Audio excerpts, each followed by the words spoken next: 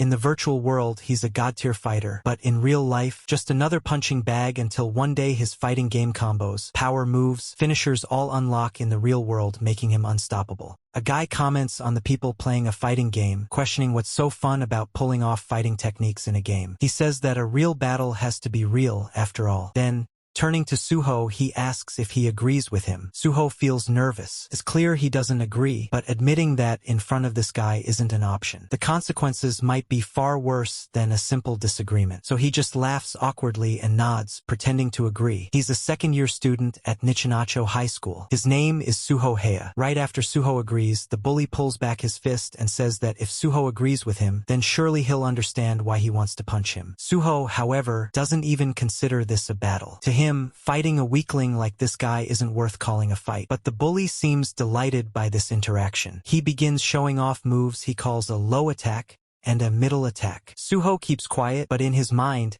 he's fully aware. This isn't some friendly match. This is plain bullying. The punches keep coming. The bully beats him until he declares Suho knocked out, proudly announcing himself as the winner. The students around just laugh and watch. Endo, the bully, treats the beating like some kind of personal training session he has generously given to Suho. He expects Suho to thank him for it. Suho wants nothing more than to scream at him, but instead, he forces a smile and says thank you. It's his way of surviving submission without resistance. That's the only strategy a weakling like him has. Nobody in class wants to get involved, so they simply avoid him. But then a voice calls out to congratulate him for surviving another day. It's Yoshikawa, the only one who treats Suho like a human being. He's part of the unofficial weakling alliance, formed between the two to endure school life. Suho updates Yoshikawa, saying he took 1 blow to the face and 4 to the body. Then he advises Yoshikawa not to try acting tough and just go down easily to avoid unnecessary pain. The strategy, he reminds him, is submission without resistance. Yoshikawa understands immediately and even asks if he should take off his glasses beforehand. Suho tells him it's probably a good idea. This is what they talk about every day. Dreams of a bright youth don't exist for them. Suddenly, bag hits Suho on the head. Not even classroom time is free from mockery. The student who threw it claims it was a mistake, but the smirk on his face tells otherwise. He then asks Suho to throw the bag in the trash for him. Suho smiles and obeys, sticking to the same strategy. Reality, Suho thinks, is the worst kind of game, but once he's back home, everything changes. He powers on his PC and starts streaming. This is where he comes alive, where he's himself. In this world, he's known, respected, even admired. He's one of the most famous players of the online fighting game Battle Arena, well known for using the character Rai. Online, they call him Rai Master Heya. Today is special. He's on the verge of hitting a 100-win streak. Comments flood the chat. One even compliments his looks, a message he appreciates more than he expected. He never thought of himself as gross, but this is the only place where he feels like a hero. As the game loads, he wonders what might happen if he actually hits that 100th win. Maybe someone will want an interview. Maybe he'll become famous. Maybe even the people who bully him will apologize and tell him he's amazing. He imagines girls wanting to play games with him, calling him cute, but he shakes those thoughts off. It's silly. Then his match begins. His final opponent appears, someone named Fate Shifter. He's never heard of him. The guy even uses Rai just like Suho. Perfect mirror match. Suho feels confident. There's no way a nobody can beat the Rai Master. But the moment round 1 starts, Suho finds himself overwhelmed. His health bar drops rapidly as the opponent lands combo after combo. Suho can't believe it. He loses the first round in seconds. He wonders who this guy is. The player is so good, it almost seems like he's cheating. But Suho quickly realizes that's not the case. This guy is simply skilled. Suho can feel it. Still, it's just 1 round. He tells himself he can bounce back. Round 2 starts. Suho gets serious. He calculates frames, inputs combos with precision, uses tactics. He remembers why he fell in love with this game, because he's naturally good at it. He thinks if God were assigning stats to him, everything would be low, except for one maxed out skill, fighting games. He even jokes to himself, asking God why he messed up the rest of his stats so badly. And he wins round 2. In round 3, things get intense. His health is critically low, but he doesn't give up. He reminds himself that God didn't give him this one talent for nothing. He still believes he can win. He's fighting not just for a win streak, but for the only thing he has left. And finally, he wins. Then something strange happens. A message appears. User Heya has maxed out the player skill stat. He's never seen that before. Another screen reveals his new rank, God. He's shocked. He's never even heard of a rank beyond master. A notification informs him that he has unlocked god privileges. Then, his opponent sends him a message saying they've been waiting for a fighter like him. Everything begins to change. His character Rai's code rewrites itself. A new mode activates. Reality mode. A blinding light fills the screen, and then Rai, his in-game character, steps out from the monitor. Suho can't believe it, but then the light and the character enter his body. He blacks out. When he wakes up, the screen shows a message, reality mode activated. He can't log in anymore. The stream is gone. His sanctuary has vanished. Now, all he has left is this dreadful game called life. Despair sinks in. He slams his desk, which causes his sister, Satomi, to yell at him for being too loud. She tells him to play games quietly, but Suho doesn't appreciate her barging in. That's when he sees it, a health bar above her head. She can't see it. When he points it out, she's confused. She thinks maybe he's gone crazy. Then, when he steps too close trying to show her, she slaps him and calls him a creep. His health bar drops. Now he's sure this is real. He realizes he's running late for his job. When he gets there,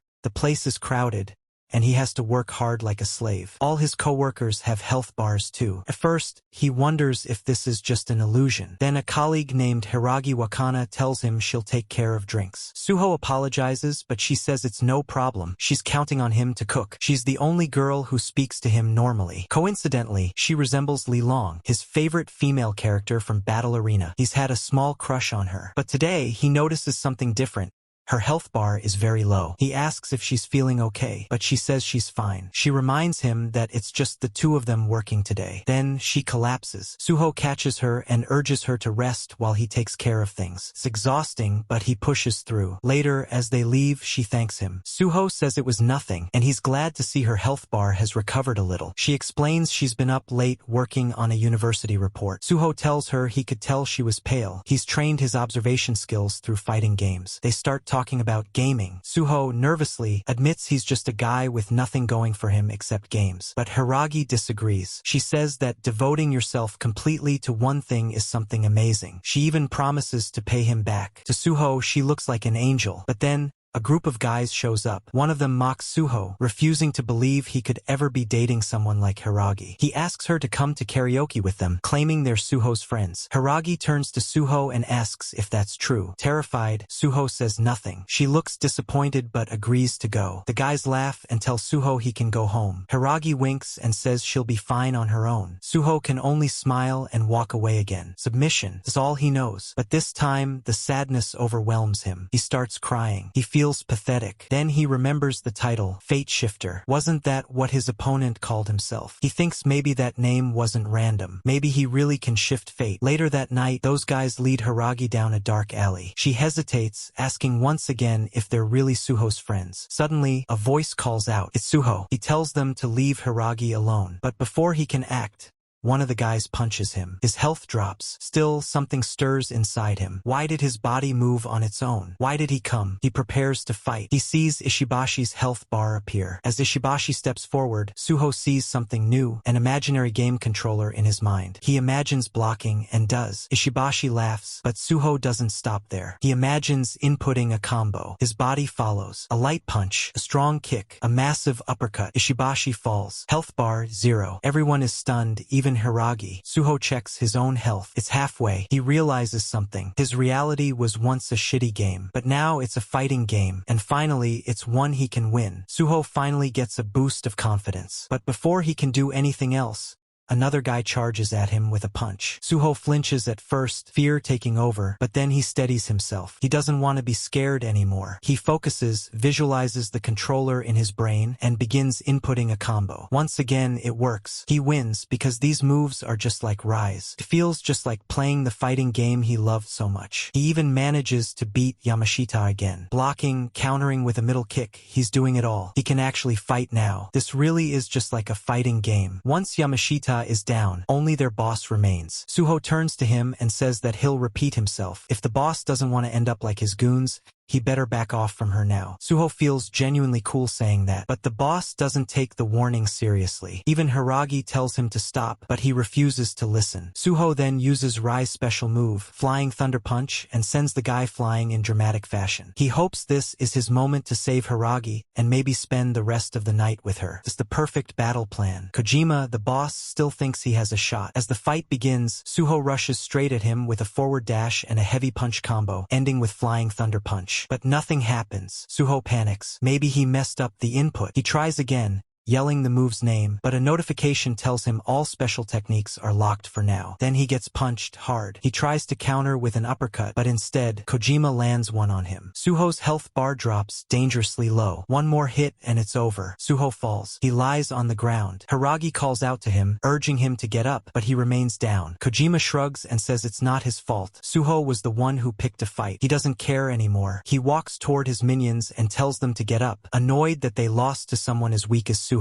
But then Suho gets back up. Round 2. Kojima is irritated but prepares to fight again. Suho realizes something. It's just like a game. No matter how little health he has, if there's even a sliver left, he can still move. But it's hard now. He wanted this to feel effortless, just like in the game. Instead, it feels like one wrong move will end it. He can't use special techniques either. So he goes simple, crouching heavy punch. It lands right on a weak point. Kojima goes down, his health bar nearly empty. In a game, this wouldn't work. But reality is different. A one-hit instant takedown. Suho wonders if he really did it. Then Hiragi grabs his hand and tells him to come with her. They run. She tells him he shouldn't fight. She hates seeing him hurt. Suho realizes she's upset. Maybe winning by striking that kind of weak spot wasn't the best idea. Hiragi scolds him gently, saying he should think about how worried his family or girlfriend would be if they saw him like that. Suho apologizes, saying he was just worried about her. She thanks him, admitting he really surprised her with how strong he was. Once again, the way she looks at him makes her seem like an angel to Suho. He quietly confesses that he doesn't have a girlfriend. He sees this as the perfect opportunity to finally tell her how he feels. But before he can say anything, another guy appears. He says he's been looking for her, asks why she left him at the station, and what she's doing in a place like this. Hiragi's face lights up when she sees him. Suho watches her expression change and instantly knows this guy is someone important. He also looks intimidating. Hiragi introduces Suho, telling the guy that they work together and that a lot of crazy things just happened. The guy, Ayumu, becomes visibly concerned and asks if she's okay. Suho notices Ayumu calls her Wakana,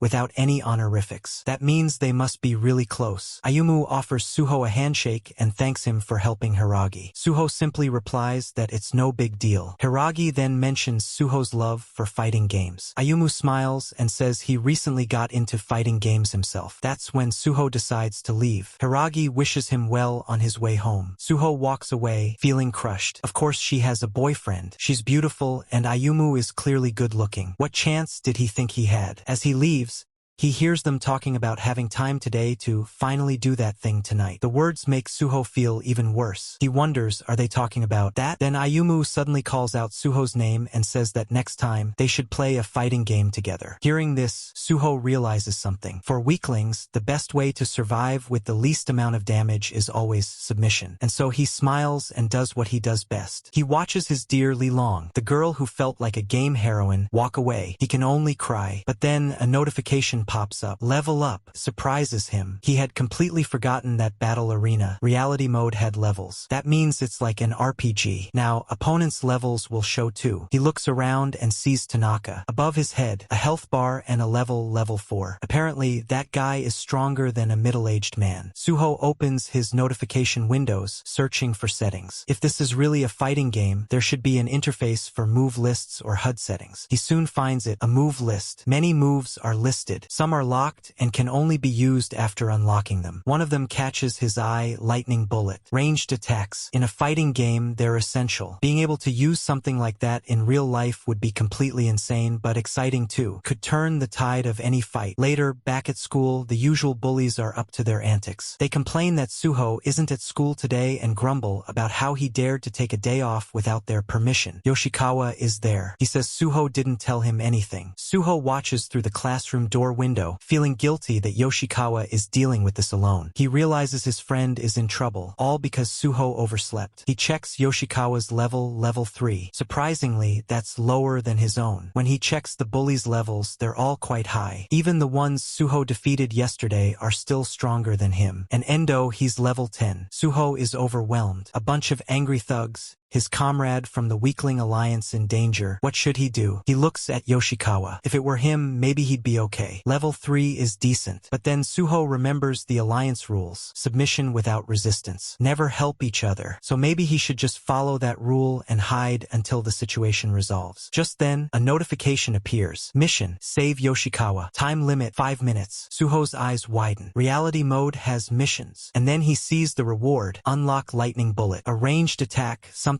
that would only make sense in a fighting game, but in real life could be a game changer. Now he starts to think, can I really pull this off? It's insane. Too many enemies, too little time. But that reward, if he succeeds, things could seriously level up. The timer starts counting down. 5 minutes remain. Against that huge crowd, Suho has no idea what he's supposed to do. The bullies don't look pleased, but since Suho isn't around, they figure it can't be helped. So they decide to mess with Yoshikawa instead. One of them grabs him by the collar. Suddenly, a voice calls out, telling them to stop. Suho steps in and asks them to let Yoshikawa go. Everyone turns, surprised to see him. One of the bullies comments that he heard a funny story, how Suho managed to beat Kojima's group. Suho confirms it, and even Kojima warns Endo to be careful, saying that Suho went completely nuts yesterday. Suho gets excited again and walks forward, ready to fight. But instead of swinging, he bows and apologizes. He says he regrets what he did and is truly sorry. If anyone deserves to be hit, it's him. After all, the mission only said to save Yoshikawa. It never mentioned beating anyone up. If he gets beaten instead, that's fine. As long as Yoshikawa is safe, that's a win. Heck, they might even let him off easy if he apologizes properly. It's the best plan he can think of. Endo smirks and tells Yoshikawa he's lucky today. This is also good for Suho. Now Yoshikawa can retreat. A weakling like him should run,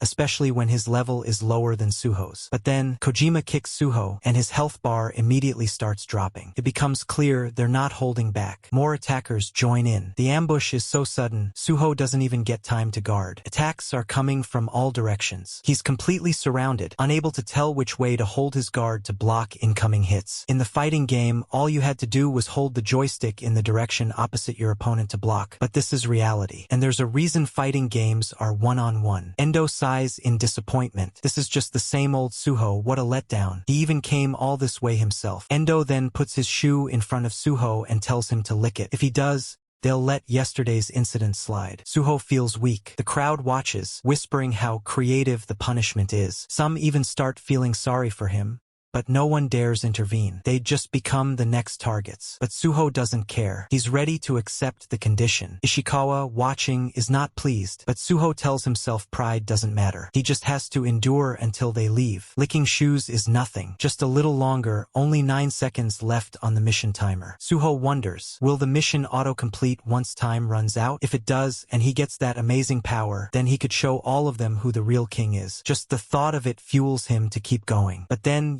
Yoshikawa intervenes. He jumps in, trying to fight. This is a disaster for Suho. His whole plan is ruined. He shouts at Yoshikawa, asking what he's doing. Yoshikawa says he doesn't know. He just saw Suho like that, and his body moved on its own. The timer continues ticking down. Suho doesn't want Yoshikawa trying to act cool now. He's a noob, he's ruining everything. Endo elbows Yoshikawa hard. Yoshikawa's health bar hits 0. Now only 1 second remains on the timer, and the mission fails. Suho is furious. He blames Yoshikawa for ruining it with his reckless heroism. Then Kojima kicks Suho again, apologizing mockingly. He says he just couldn't resist. Suho's health is nearly gone. Maybe it's because he didn't play along like a proper fighting gamer. He feels sorry for Yoshikawa and even mutters an apology. His dream feels like it's slipping away. He just wants to close his eyes. His weakness is obvious, but then he notices something. He himself is shining. He doesn't know what it means. But Kojima isn't done yet.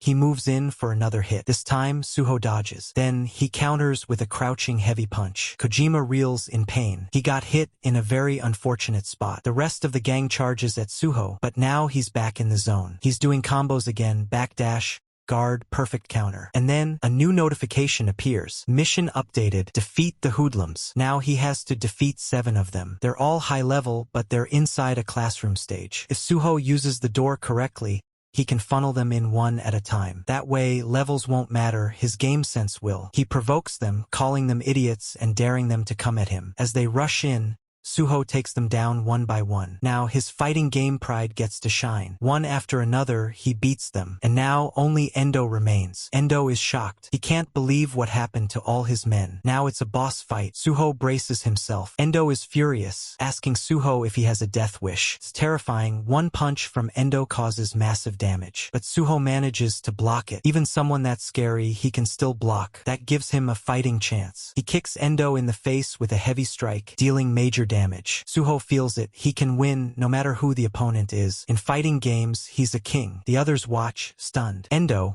who always acted untouchable, now looks desperate. Suho feels alive. People are finally looking at him. Even the girls are watching. Though some in the class complain that they should just fight outside, Suho believes he might be looking too cool right now. But then, Endo blocks one of his punches and lands a huge one in return. It's a level 10 punch, deadly for someone like Suho who's just level 2. Still, Suho executes a forward input combo and counters. In the end, he wins. Endo's health bar hits 0. Everyone is in shock. Then, mission cleared. Suho's level skyrockets from 2 to 5. He even surpasses Yoshikawa. Lightning bullet unlocked. He looks at his hands, and they're glowing with electric energy. Feels amazing. Yoshikawa wakes up and is stunned to see Endo on the ground. Suho hugs him, laughing, saying that he actually did it. He completed the mission. Yoshikawa is still confused, but Suho keeps repeating that this is insane. Everyone's staring at them, but Suho doesn't care. He's overjoyed. Later, some girls come up and ask if he's okay. Suho is surprised. No one's ever cared enough to ask that before. One girl tells him Yoshikawa already went to the infirmary. Suho can't believe it. A girl actually spoke to him. Of course, everyone's acting differently now,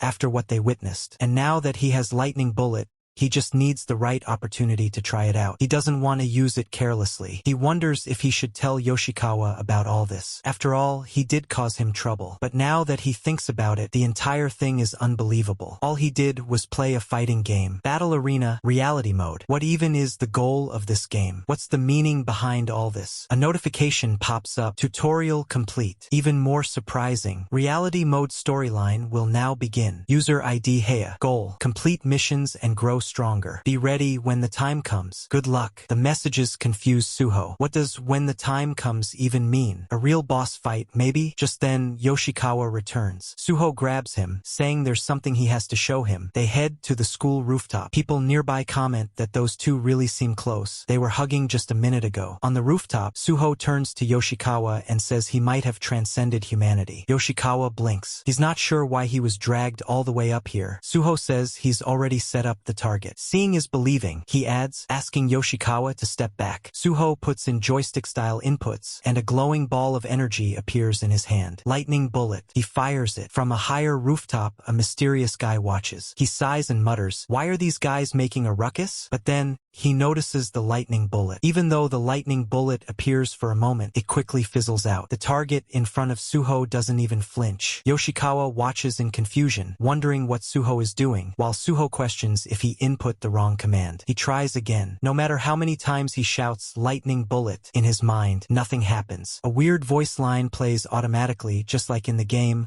but no actual attack is triggered. Yoshikawa gives him a nervous look and apologetically says that he'll hang out with him next time and maybe suggests he visit the infirmary. Suho is stunned and tries to explain that wasn't what he meant, but the attack not activating makes him look like a complete buffoon. Just then, a voice from above greets him casually. Suho wonders who it is and whether the guy saw everything. Embarrassment washes over him. The guy jumps down, puts his hand up in greeting, and mentions that he was just doing the lightning bullet move from Battle Arena, something every fan of the game tries at least once. Since they both play Battle Arena, the guy expresses interest in becoming friends and introduces himself as Suchiya. Suho doesn't recall anyone by that name in the second year. But more importantly, when he checks the guy's level marker, it just shows question marks. Sachi explains that he recently returned from abroad, having studied overseas due to his father's job. That's why Suho doesn't recognize him. Sachiya invites Suho to come along to the local arcade if he's free. At the arcade, Sachiya loses repeatedly to Suho, who keeps winning round after round. He expresses disbelief that they just met and are already gaming together like old friends. Suho asks if Sachiya truly loves Battle Arena and admits it's been a long time since he faced someone offline. He normally plays online from home. Again, a system notification reminds him that he's still in reality mode, so other modes are locked. Despite that, Suho keeps wondering why the lightning bullet didn't work earlier. He questions if he had really unlocked it or just imagined it. But the fact that he used Rai's other moves and defeated Endo and the others makes him feel certain it wasn't an illusion. Sachiya can't believe how strong Suho is and says he just can't win against him. He excuses himself to use the bathroom and says that when he returns, they'll continue playing. Suho is surprised that someone would still want to continue after losing that many times, but Sachiya explains that facing a strong opponent makes him want to keep fighting. It's what makes fighting games fun. Suho,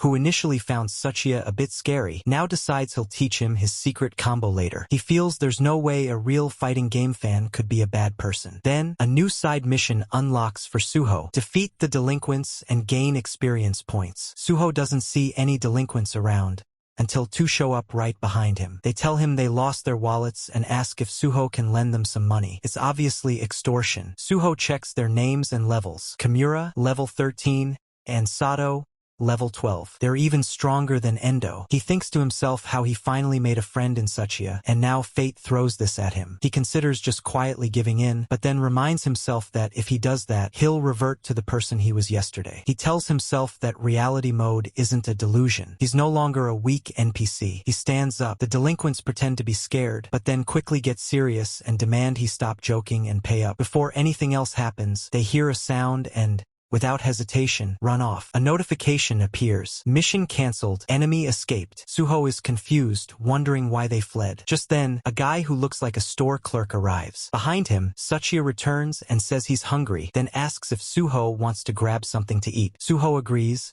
and Sachiya mentions that he'll also call an acquaintance to join them. Suho assumes the delinquents fled because they saw the clerk, or maybe they were scared of his aura. Either way, he's content with the outcome. They head to Burger King. The women there greet Sachiya warmly and comment that it's been a while. They ask who the skinny guy with him is. Sachiya explains that Suho is his fighting game master. One of the girls teases him, saying that he must be an otaku. They all seem surprised that a guy like Sachiya has a friend like Suho. To Suho, these girls feel like they're from another world. He has no idea what to say. When he thinks about Hiragi and then Ayumu, it brings back some awkward memories. It's still a bit traumatic for him. One of the girls notices Suho has been quiet and comments that he has a cute face. She even grabs his hand and admits that she doesn't dislike him. She says otaku like him are her type. Suho is completely taken aback. Someone just said they like him. Sachiya joins in the conversation, but the girl clarifies that because he's friends with Sachiya, they naturally like him too. Suho feels like a complete idiot for judging these people by appearances. These girls are actually really nice. They notice his face is turning beet red. Sachiya chuckles and tells Suho to eat up. It's his treat. Today's coaching fee for Battle Arena. Suho nods excitedly and starts eating. Just yesterday, he couldn't even imagine a moment like this. Now, he can't stop the tears welling up. The others ask if something's wrong. Suho simply replies that the hamburger is so delicious, it's bringing him to tears. He silently thanks the gods that he plays fighting games. Meanwhile, elsewhere, a group of delinquents from Noj Industrial High School No. 2 are having a meeting. They talk about how they'll take down Sachiya for good this time. Back at the restaurant, Suho says goodbye as everyone bids him farewell. Sachiya tells him that he'll be at the arcade tomorrow too and plans to keep practicing the combo Suho taught him. When one of the girls asks Sachiya what he'll do now, he answers that he's gonna go do something fun. As he walks away, several delinquents begin following him. Suho, on his way home, smiles. It's been a long time since he had a friend other than Yoshikawa at Hinatsuka High. He decides to keep visiting the arcade. Maybe tomorrow he'll invite Yoshikawa too. Suddenly, Yoshikawa calls. He asks if Suho's head is okay. Suho is confused and asks what he means. He also mentions there's someone he wants Yoshikawa to meet, but Yoshikawa urgently tells him to just listen. He warns that a dangerous guy is coming back to Hinatsuka. Since Suho transferred only last year, He probably hasn't heard of him. Yoshikawa explains that in last year's fight with Noj Industrial High, this guy knocked out 10 delinquents all by himself. He didn't stop beating them until they were begging for their lives and ended up in the hospital. Suho is stunned and says that sounds like an exaggeration. But Yoshikawa insists that it's true. He calls the guy a fight maniac. Everyone was relieved when he went abroad to study, but no one expected him to return this soon. Then Yoshikawa says the guy's name, Tsuchiya. At that moment, we see Tsuchiya ruthlessly beating down the delinquents who came after him. They beg for mercy, but he keeps going. The girls who were with him earlier are watching and enjoying the spectacle. They cheer him on, saying they want to see more. Tsuchiya, smiling, obliges. Yoshikawa warns Suho that if Tsuchiya targets him, he'll be completely finished. He pleads with him never to get involved with someone like that. But then, a main mission notification appears for Suho. Main mission, defeat Tsuchiya. Rewards, experience points, all special moves unlocked, new area unlocked. Suho stares at it in disbelief. He asks himself what the hell is going on. Then the screen updates. Hinatsuka High Tsuchiya. Level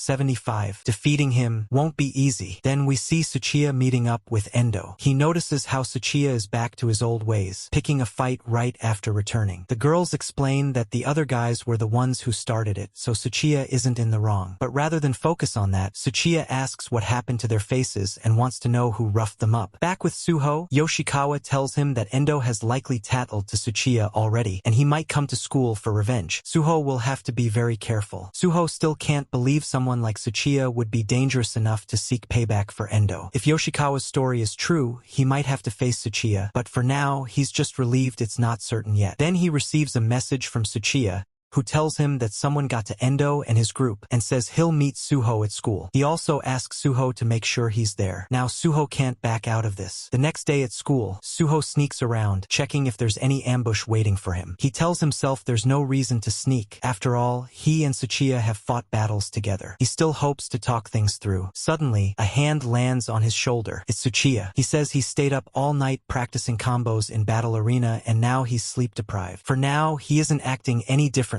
which reassures Suho. He hopes everything will be fine. Suho brings up the message from yesterday, but Tsuchiya brushes it off and says they should focus on the present. Behind him, Endo and the others are watching. For now, Tsuchiya simply asks Suho to come with him outside to the schoolyard. Suho tells him that he's not into fighting, but Tsuchiya says he's misunderstood. This isn't about avenging Endo. He says he likes fighting strong opponents, and he wants to know how Suho, someone who looks so weak, managed to defeat all of them. That's why he wants to fight. Suho can't believe what a battle maniac Tsuchiya is. He still can't read Tsuchiya's level, but he can feel the danger. Tsuchiya starts the fight. Suho calms himself and focuses on watching Tsuchiya's moves. He tries to guard, but even while guarding, the damage is massive. He doesn't understand why his HP is dropping so fast. The attacks keep coming, and no matter how hard he tries to block, his HP continues to plummet. Tsuchiya admits that Suho has some insane defense, but Suho realizes that he can't just keep guarding. If he doesn't counterattack, he'll be defeated. He tries dodging and launches a heavy kick, but Tsuchiya dodges it. Even with perfect timing, his attacks aren't landing. It's like fighting a max difficulty CPU. Tsuchiya now understands why Endo and the others were defeated, but he's clearly enjoying the battle. Suho notices that Tsuchiya is targeting the recovery frames after his heavy kicks. Tsuchiya is overwhelmingly strong, but now is not the time to lose hope. If only Suho could use his special move. If he keeps his distance, maybe he can do it. With the punch incoming,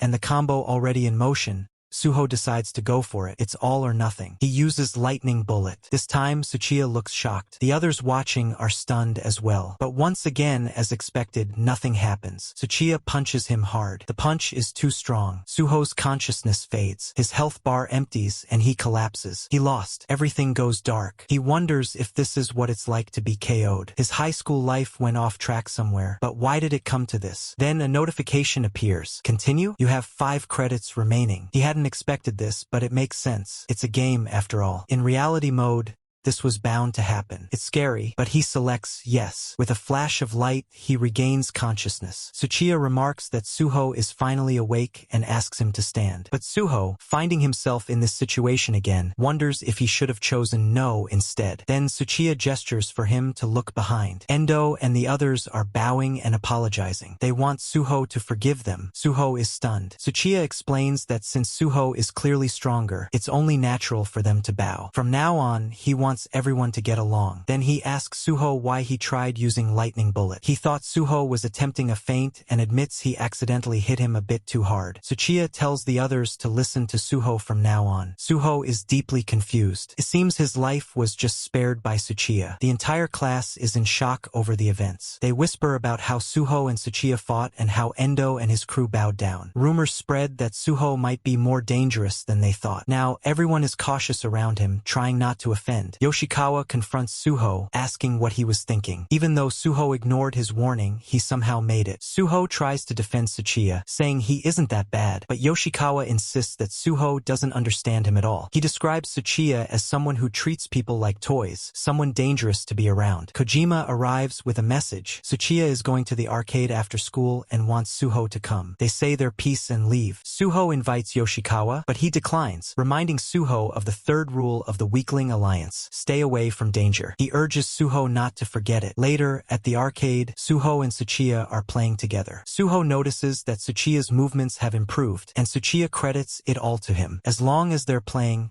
things are peaceful. This is the kind of high school life Suho always dreamed of. The mission screen is still visible, but Suho ignores it. After their fight, he doesn't feel like he could ever defeat Tsuchiya. His level remains a mystery. Tsuchiya then asks if Suho wants to go eat something, and Suho agrees. He remembers Yoshikawa's warning, but he wonders, if they're truly friends, what could go wrong? Suddenly, another side mission pops up: defeat the delinquents.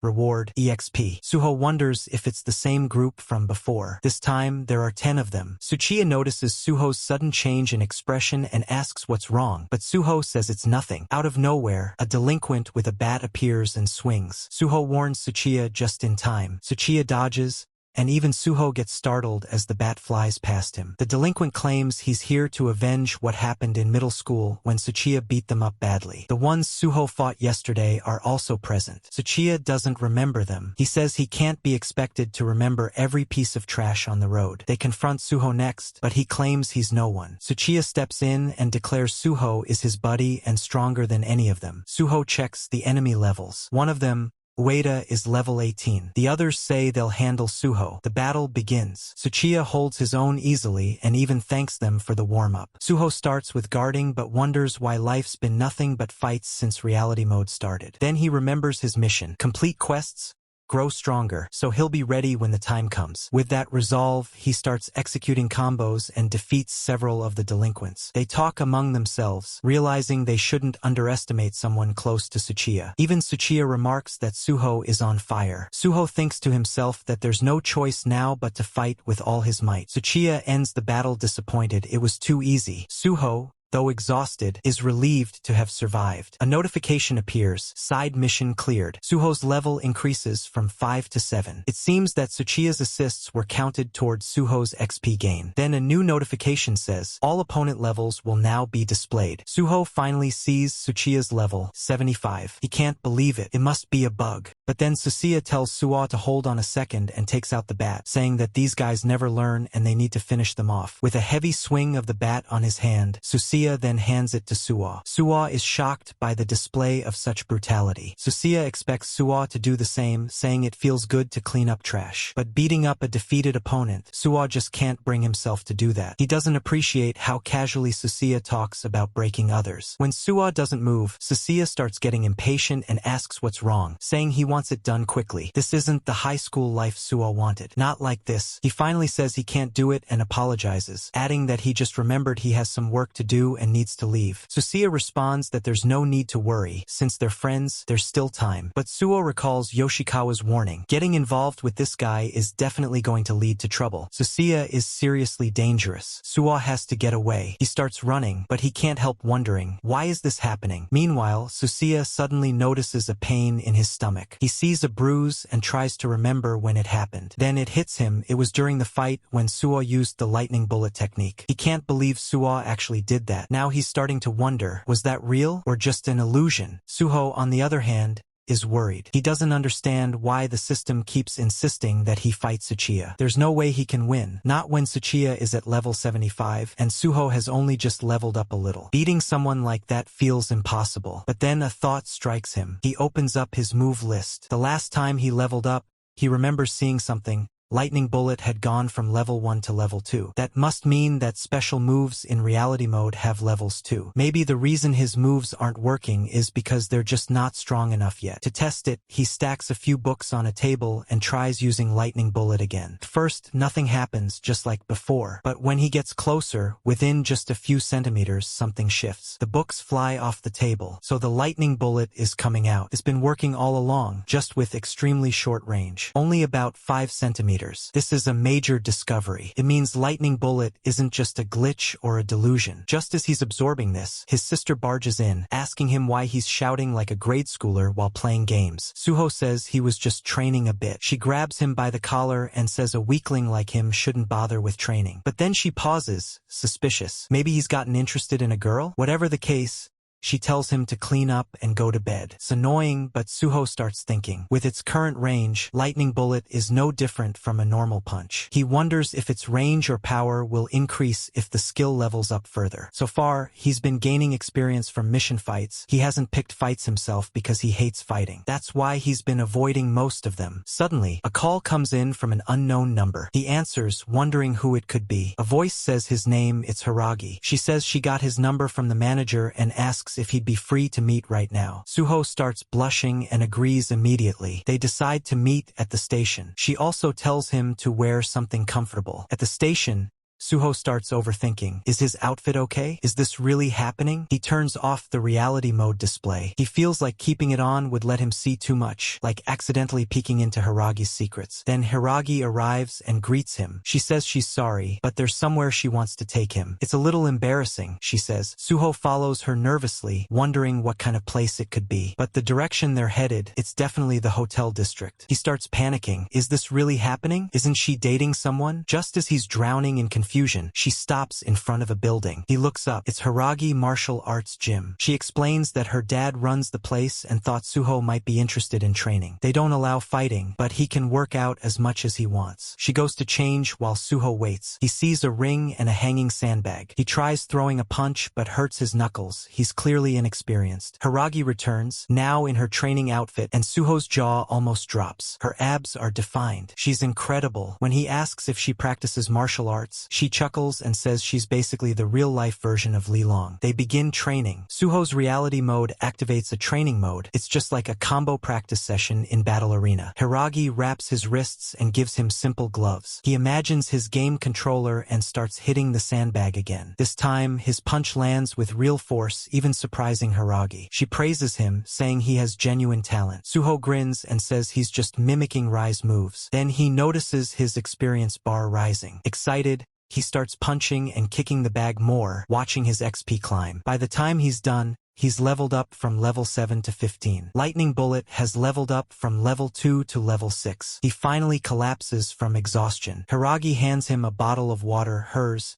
and he thanks her. A notification pops up. Recovery item acquired. Hiragi Wakana's water. He finds the name strange but says nothing. He then mentions her boyfriend Ayumu and says she should say hi to him for him. Hiragi looks confused. Boyfriend? She asks. Ayumu's my twin brother. Suho is stunned. He had completely misunderstood. Last time, she was up all night gaming with her brother, not a boyfriend. He's so embarrassed he can barely respond. Hiragi invites him to join them next time they game together. She says Ayumu also trains at the gym so they could all train together. Suho feels like his heart is going to burst. He's so happy he runs out of the gym, but collapses a little later out of breath. His health bar is nearly empty. Then he remembers the recovery item. He drinks Hiragi Wakana's water, and his health bar fills rapidly. Amazed by its effect, he decides to save the rest for later. Then he tests his level 6 lightning bullet on a tree. It does serious damage. The power has gone up significantly. The range is still short, but it might just be enough to hurt Tsuchiya. He starts second-guessing again. He knows he shouldn't get involved, but the main mission still says, defeat Tsuchiya. He hopes Tsuchiya doesn't want to fight again. He decides to avoid him at school. But then, as if summoned, Tsuchiya walks up to him and says he's been waiting. He seems unusually eager to talk and asks Suwa to come with with him. Suwa hesitates, unsure of what this is about, but Tsuchiya insists it's fine and urges him to follow. Tsuchiya leads Suwa to meet with the entire group. He announces that Nog Industrial picked a fight with them again. When he asks what's going on, Endo pretends not to know anything. Tsuchiya tells him to quit the act, explaining that Nog Industrial is getting bolder because they think Endo's group has become weak. They didn't maintain their strength, so now their enemies no longer see them as a threat. Frustrated, Tsuchiya suddenly lashes out. He punches Endo right in front of Suwa, yelling that he can't stand liars and slackers. The atmosphere turns tense. Suwa is shocked. He never imagined Tsuchiya would beat up someone from their own school. He realizes that if he ever makes Tsuchiya angry, even as a friend, he might be next. Endo begs for forgiveness, but Tsuchiya doesn't stop. He keeps hitting him, determined to make Endo pay for what he sees as betrayal. Watching all this,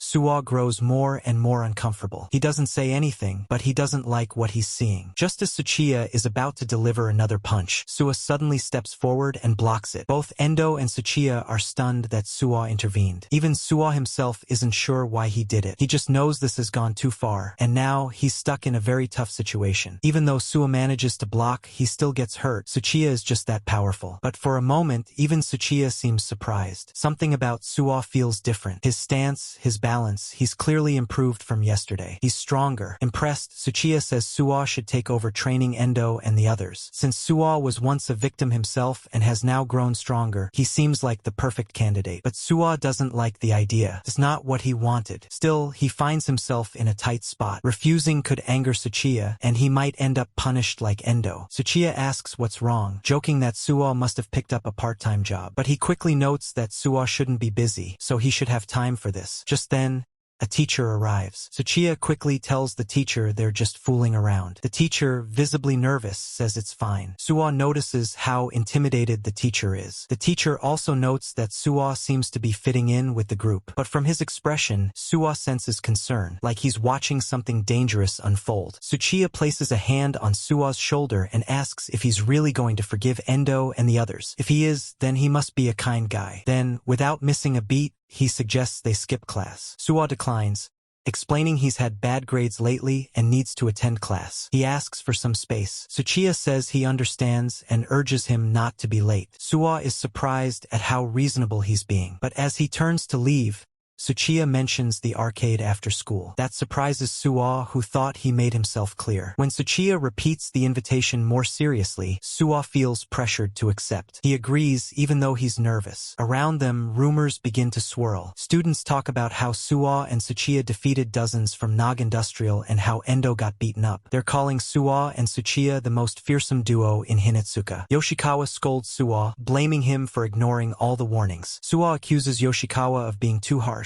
but Yoshikawa insists Suwa is now being seen as just as dangerous as Tsuchiya. Yoshikawa tries to get him to understand that Tsuchiya isn't like other delinquents. He's on a whole different level. Suwa already knows Tsuchiya is level 75. Suwa admits he regrets getting involved and wishes he had listened. Yoshikawa asks if he can decline the arcade invitation, but Suwa says he can't. Yoshikawa mutters that he never imagined Suwa's love for fighting games would come back to haunt him. Suwa, reflecting, thinks about how Yoshikawa is still the same, worried about him even now. Suwa says he misses the days when it was just the two of them. Yoshikawa finds this sentiment awkward, but Suwa says he means it. Those were good times. Suwa says he got caught up in everything and doesn't want it to happen again. He reminds Yoshikawa of the weak character alliance rule, don't help each other. He thanks him for listening and says he'll handle things himself. When Yoshikawa asks where he's going, Suwa replies that he needs a moment alone. Later, on the rooftop, the group gathers. Yoshikawa approaches Tsuchiya, introduces himself, and asks if he can release Suwa. Tsuchiya is confused, asking what Yoshikawa means by that. Yoshikawa laughs nervously, saying Suwa isn't strong and can't keep up with someone like him. Tsuchiya realizes Yoshikawa is Suwa's friend and comments that Suwa has good people around him. Yoshikawa insists it's not like that, then gets serious again. Meanwhile, in the bathroom, Suwa reflects on how far he's come. Just days ago, he was hiding waiting in a stall, feeling worthless. Now everything's changed. He thinks about how silly it used to feel, shouting moves like Thunderbolt in a game. But this isn't a game, there's no reset. Someone knocks and tells him to hurry up. When he steps out, he hears a commotion. Everyone's heading to the roof. Suwa follows and sees a crowd. Tsuchiya greets him warmly and points to a scene unfolding. Yoshikawa is fighting someone. Suwa is stunned. He tries to intervene, but Tsuchiya tells him not to. He explains that Yoshikawa is fighting for him. Yoshikawa clearly isn't a fighter and struggles. Kojima urges him to just give up, warning that things could get worse. But Yoshikawa bites Kojima and keeps fighting. Kojima gets angry and punches again. Suwa rushes forward, asking what's going on. Tsuchiya explains that Yoshikawa asked him to release Suwa. So he told Yoshikawa that if he could defeat one of them, he'd consider it. Tsuchiya finds Yoshikawa's efforts amusing and remarks that Suwa must be annoyed having such a weak friend. Yoshikawa agrees and declares the alliance is over. Suwa isn't weak anymore. Suwa is confused. Yoshikawa apologizes, saying he wanted to help but couldn't do anything. Then, as Suwa watches, Tsuchiya kicks Yoshikawa and says that's enough. He turns to Suwa and suggests they head to the arcade. But Suwa,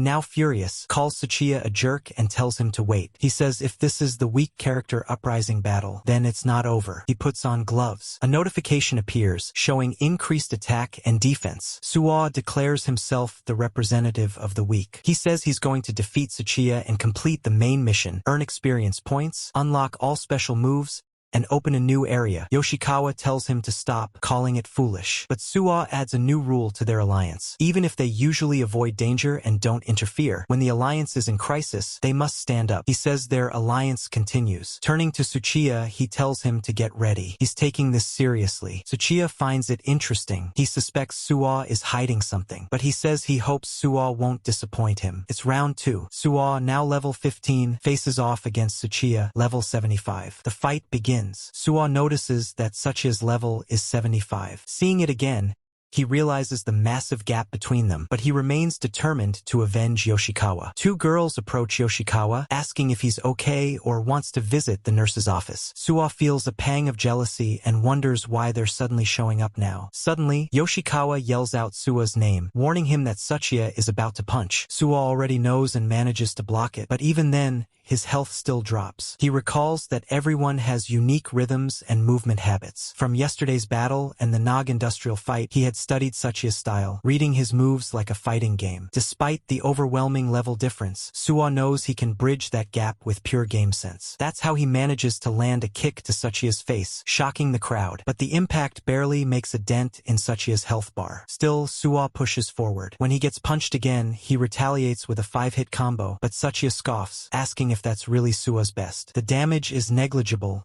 likely due to the massive level gap. Suwa realizes he needs to land a raging shot, but for that, he needs to be within 5 centimeters. After 2 left jabs, Tsuchiya typically follows with a right straight. If Suwa can duck that, he'll have a 20-frame window to strike. The raging shot activates within 16 frames. He executes the input perfectly, dodging the punch and releasing a lightning bullet to Tsuchiya's stomach. The onlookers gasp as Tsuchiya's body lifts off the ground. Even Tsuchiya appears confused, unsure of what just happened. As his health bar begins to drop, he admits that the attack actually hurt and asks Suwa if he's using some kind of weapon. Suwa reflects that even though the move was executed perfectly, it still barely did any damage. But he pulls up his shirt, revealing the bruise left from blocking Tsuchiya's earlier blows. This confirms to Tsuchiya that the previous bruise he noticed had come from Suwa's lightning bullet. Tsuchiya grins, saying that Suwa was hiding a trump card all along, and now he's even more excited. Suwa, however, begins to panic. Even when blocking, he's losing health. He tries using lightning bullet again, but Tsuchiya dodges it. He tries a second time, another miss. Suwa realizes that his opponent has caught onto his strategy, and landing a clean hit will now be extremely difficult. Tsuchiya, impressed, says he understands now. Suwa isn't just fooling around. But if that's all Suwa has, he decides to get serious. Suddenly, Tsuchiya's aura flares up. Suwa tries to defend, but Tsuchiya grabs him, slams him into the fence, and follows up with a swift attack. Suwa is helpless. In Battle Arena, there are no air guards, and he's feeling the consequences now. His attacks aren't connecting at all, while every single one of Tsuchiya's hits shaves off a huge chunk of health. Suwa laments how unfair this all feels. This is what a level 75 at full power looks like, he thinks as he collapses. KO. Sachia remarks that it was fun and declares that he'll keep Suwa around from now on, but notes that Suwa can't hear him since he's already unconscious. The crowd wonders if it's all over. The outcome, after all, was expected. Yoshikawa looks worried, but Suwa isn't ready to quit. He refuses to accept defeat. Round 3. He has 3 continues left,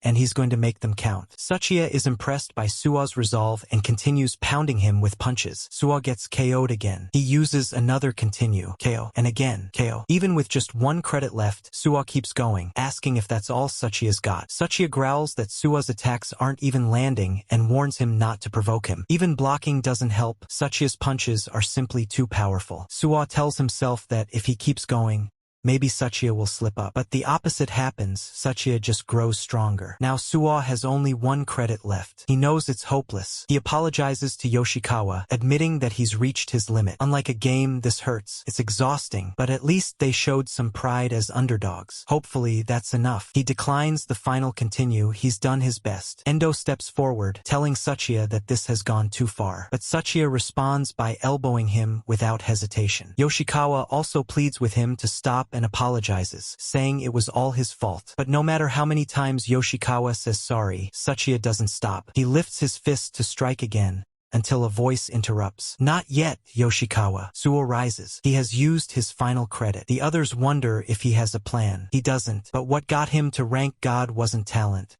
It was perseverance. He never gave up, no matter how often he lost. If he gives up now, he would disgrace the name Master Rai. So, even with no chance of winning, he stands. He resists. A new notification appears. Secret mission completed. By using all his continues, he earns a massive XP bonus and levels up from 15 to 16. Sachia decides to end it, but just as he moves to strike, Suwa dodges. His speed has increased dramatically. Sachia thinks he must be imagining things. But no, it's real. Suwa begins glowing and unleashes a hyper 5-hit punch combo. The audience is stunned. This time, the damage is noticeable. Even Sachia is shocked. Another notification pops up. Hyper gauge unlocked and activated. In Battle Arena, this gauge fills during fights and, when used, temporarily grants massive speed and power. Suwa can now fight on equal footing. The gauge doesn't last long, but in a fighting game, a short burst is all you need. Their punches clash, causing a massive surge of energy. Suwa knows that if he's going to win, it has to be now. He uses strong punch uppercut, but just as the gauge depletes, he takes a risk. Sachia's guard recovery, 20 frames. Raging shot startup, 16 frames. He charges and releases the shot. Sachia sees the power approaching. For a second, he's excited. Then the blow connects. The expression on his face shows it. This time, he felt it. It was a direct hit, and Sachia couldn't believe it was even possible.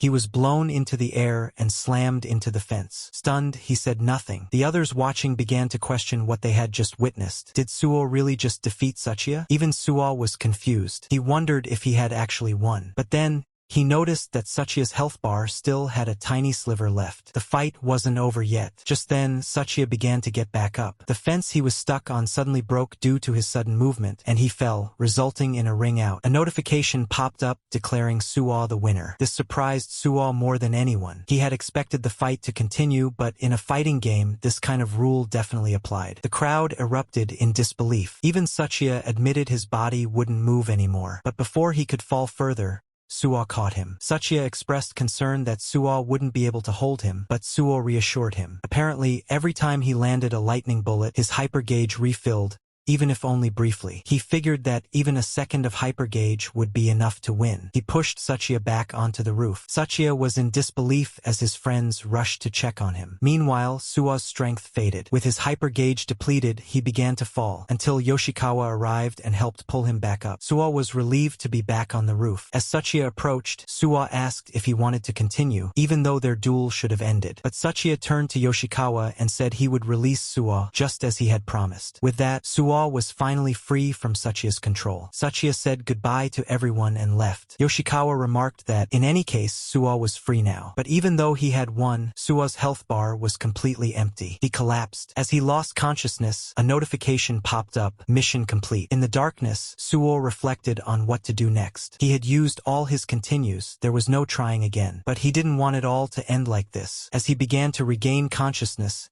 He felt warm and comfortable, as if he were in heaven. Then a girl called out to him, using the name Hey 8. At first, he thought it was Hiragi, but then he realized it was Li Long. Li Long explained that he was inside a world within his own consciousness. Upon hearing this, Suo assumed it was all a dream and figured he must still be alive. Li Long confirmed it. This was indeed a dream, but a nice one for Suo. She praised his performance, saying he had overcome his first challenge. She revealed that the hyper gauge was now permanently unlocked, along with all special moves and a new area. She warned him that his next major fight was approaching, so he needed to prepare. Before she could continue, Suo interrupted her. He asked why he had to fight in real life and demanded an explanation for this so-called reality mode. Li Long said he had to figure it out himself. She told him it was his inherited duty as a fate shifter with the god rank. It was the responsibility of the chosen one. To Suo, this all sounded like in-game dialogue. Li Long just laughed and reassured him that he'd be fine. Then she got close, very close. She whispered that this was a special bonus. Inching even closer, Suo tried to stay calm as she leaned toward him. Since it was just a dream, he figured there was no harm in enjoying it. He leaned closer as well, noting how soft everything felt. But when he woke up,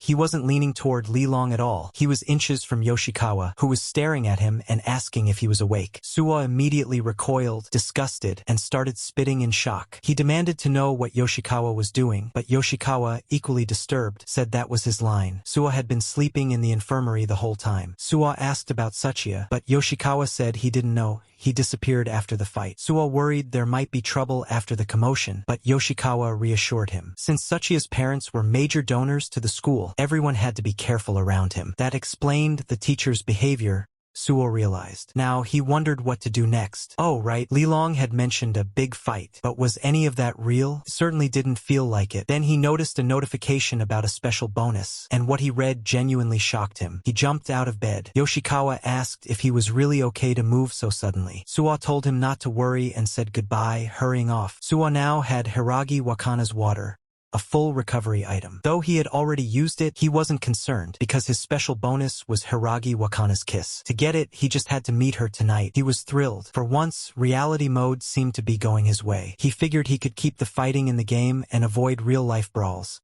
especially now that he had beaten Tsuchiya. Surely, he wouldn't get dragged into another mess. Excited about the bonus, he remembered that Hiragi had a shift at their part-time job tonight. He rushed off to meet her, but then he bumped into someone. The person scolded him, calling him a brat and telling him to watch where he was going. Suo apologized. Another guy showed up, saying it wasn't the time for that. The others apologized to the newcomer, and they all left. Suo thought the guy looked incredibly evil. He also noticed their uniforms. They were from Rokyumain High School. Still, Suo shook it off. He had other things to worry about, like Hiragi. He figured this had nothing to do with him. Meanwhile, the delinquents from Rokyumain High were talking among themselves, saying they should stop showing off to weaklings. Their real target was Tsuchiya. Their leader, Taniguchi, declared that he would be the one to defeat Tsuchiya. As Rokyumain's top dog, he wouldn't let anyone else take that title from him. Suo, walking nearby, overheard everything. Yoshikawa also thinks about how Suo just left so suddenly with that weird grin on his face. Did he finally lose it? Was it one too many beatings from Tsuchiya? But then,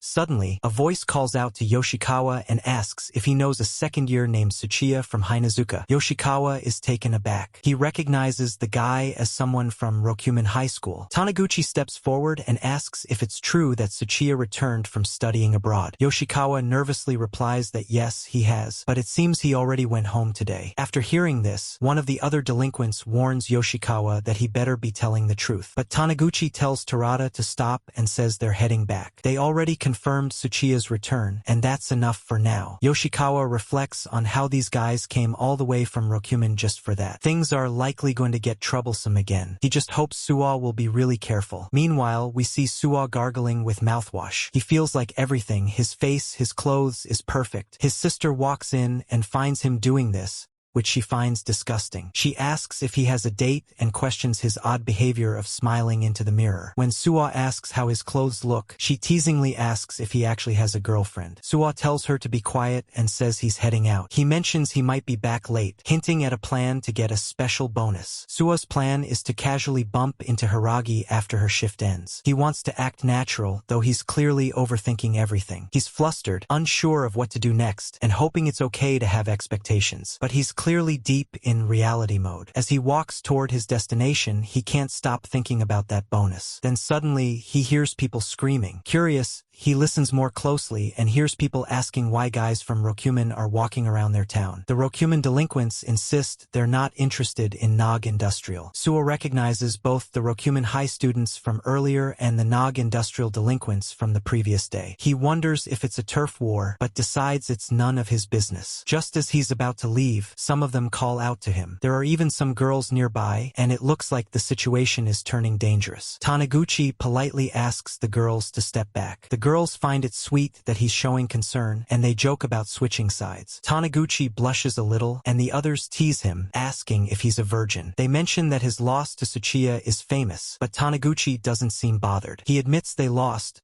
but says that's why they've been training for a rematch. The others laugh harder, mocking them by asking if they think they're samurai from another era. Taniguchi then counters by asking why they're all covered in wounds. Did they get beaten up too? He makes it clear that bullying the weak isn't his thing, which is why he doesn't want to get involved if they're just picking on weaker kids. He seems to have a strong sense of right and wrong. But then suddenly, a few of the delinquents start attacking Suo. One of them remembers Suo as the guy who was with Tsuchiya. Suo tries to explain he has no intention of getting in their way, but the delinquent tells him that he's just saved them the trouble of searching for him. He commands everyone to take Suo down along with the Rokumen trash. A fight begins. Suo, who only wanted to earn a special bonus, now feels like he's stuck in another unwanted mission. He doesn't want to fight. He wants to meet Hiragi, but there's no time. So, for now, he focuses on dodging. Then he notices Taniguchi's level 76. Taniguchi steps in and says this is a fight between Rokumen and Nog, and outsiders shouldn't interfere. Suo is stunned by his level and wonders just who this guy is. Suddenly, Taniguchi clenches his fist in anger, declaring that since the other guy started it, they'd better be prepared. He begins beating them all down. The others are shocked by his strength. Taniguchi is incredibly powerful. Taniguchi tells Suo once again to just get out of there. Suo is impressed. These movements, so fast and clean, he wonders if Taniguchi is trained in martial arts. Suo begins thinking about what would happen if he fought Taniguchi, but reminds himself not to get distracted. He remembers the lesson from his battle with Tsuchiya and sticks to his rule of not getting involved. Finally, Suo arrives at his destination, hoping to meet Hiragi. He wonders if using his reality mode powers just to be with her is the right thing. Just then, Hiragi steps outside and says goodbye to the others inside. She sees Suo but then trips and nearly falls toward him. It almost seems like fate, but she catches herself in time and apologizes for rushing. Suo is impressed by her core strength. Then she asks if he's hungry.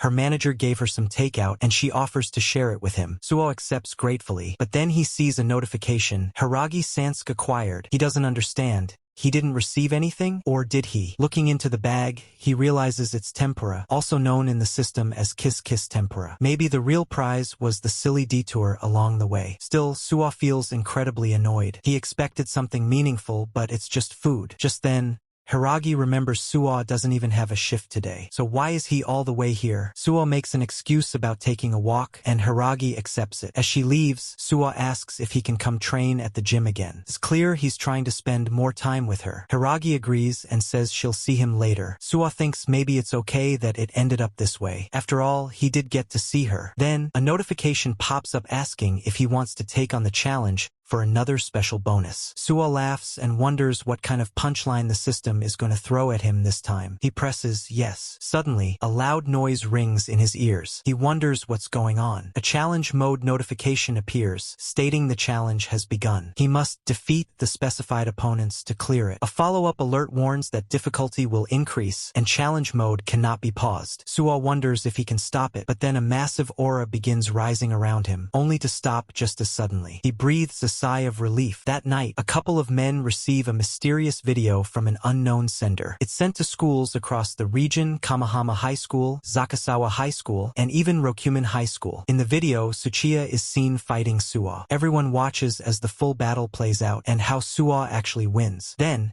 their phones receive one final notification. Hinazuka High School's number 1 is no longer Tsuchiya, it's Suo Heiate. Suo goes home and is welcomed by his sister. She asks what he's eating. He says he's having some tempura from someone he works part-time with. His sister asks if he got it at work, because she thought it was a date, but now it seems like it wasn't. Then she asks if she can have one too, but he takes it away from her and says, "No, don't touch it. This kiss is only for me and no one else." His sister is confused. She doesn't understand what's up with him and wonders if he got rejected by a girl. Once inside, Suwa thinks about how he still feels like he has a headache. He doesn't really understand what just happened. The challenge mode has begun, and a notification tells him to defeat the specified challengers to clear it. It looks like something has started again. Not just that tempura bit, but a lot of other things as well. He also thinks that saving Tsuchiya was a bit reckless. The fact that he's here safe and sound feels like a miracle in itself. Then another notification pops up as he's eating the tempura. It says that he just used Hiragi Wakana's kiss, which gave him a lot of experience and increased his level from 20 to 21. Now that he thinks about what she said in the dream, how he would finally be able to show the full extent of his skills, he decides he first needs to confirm the special moves he unlocked. Rei mainly uses 3 special moves: Lightning Bullet, Flying Thunder Punch,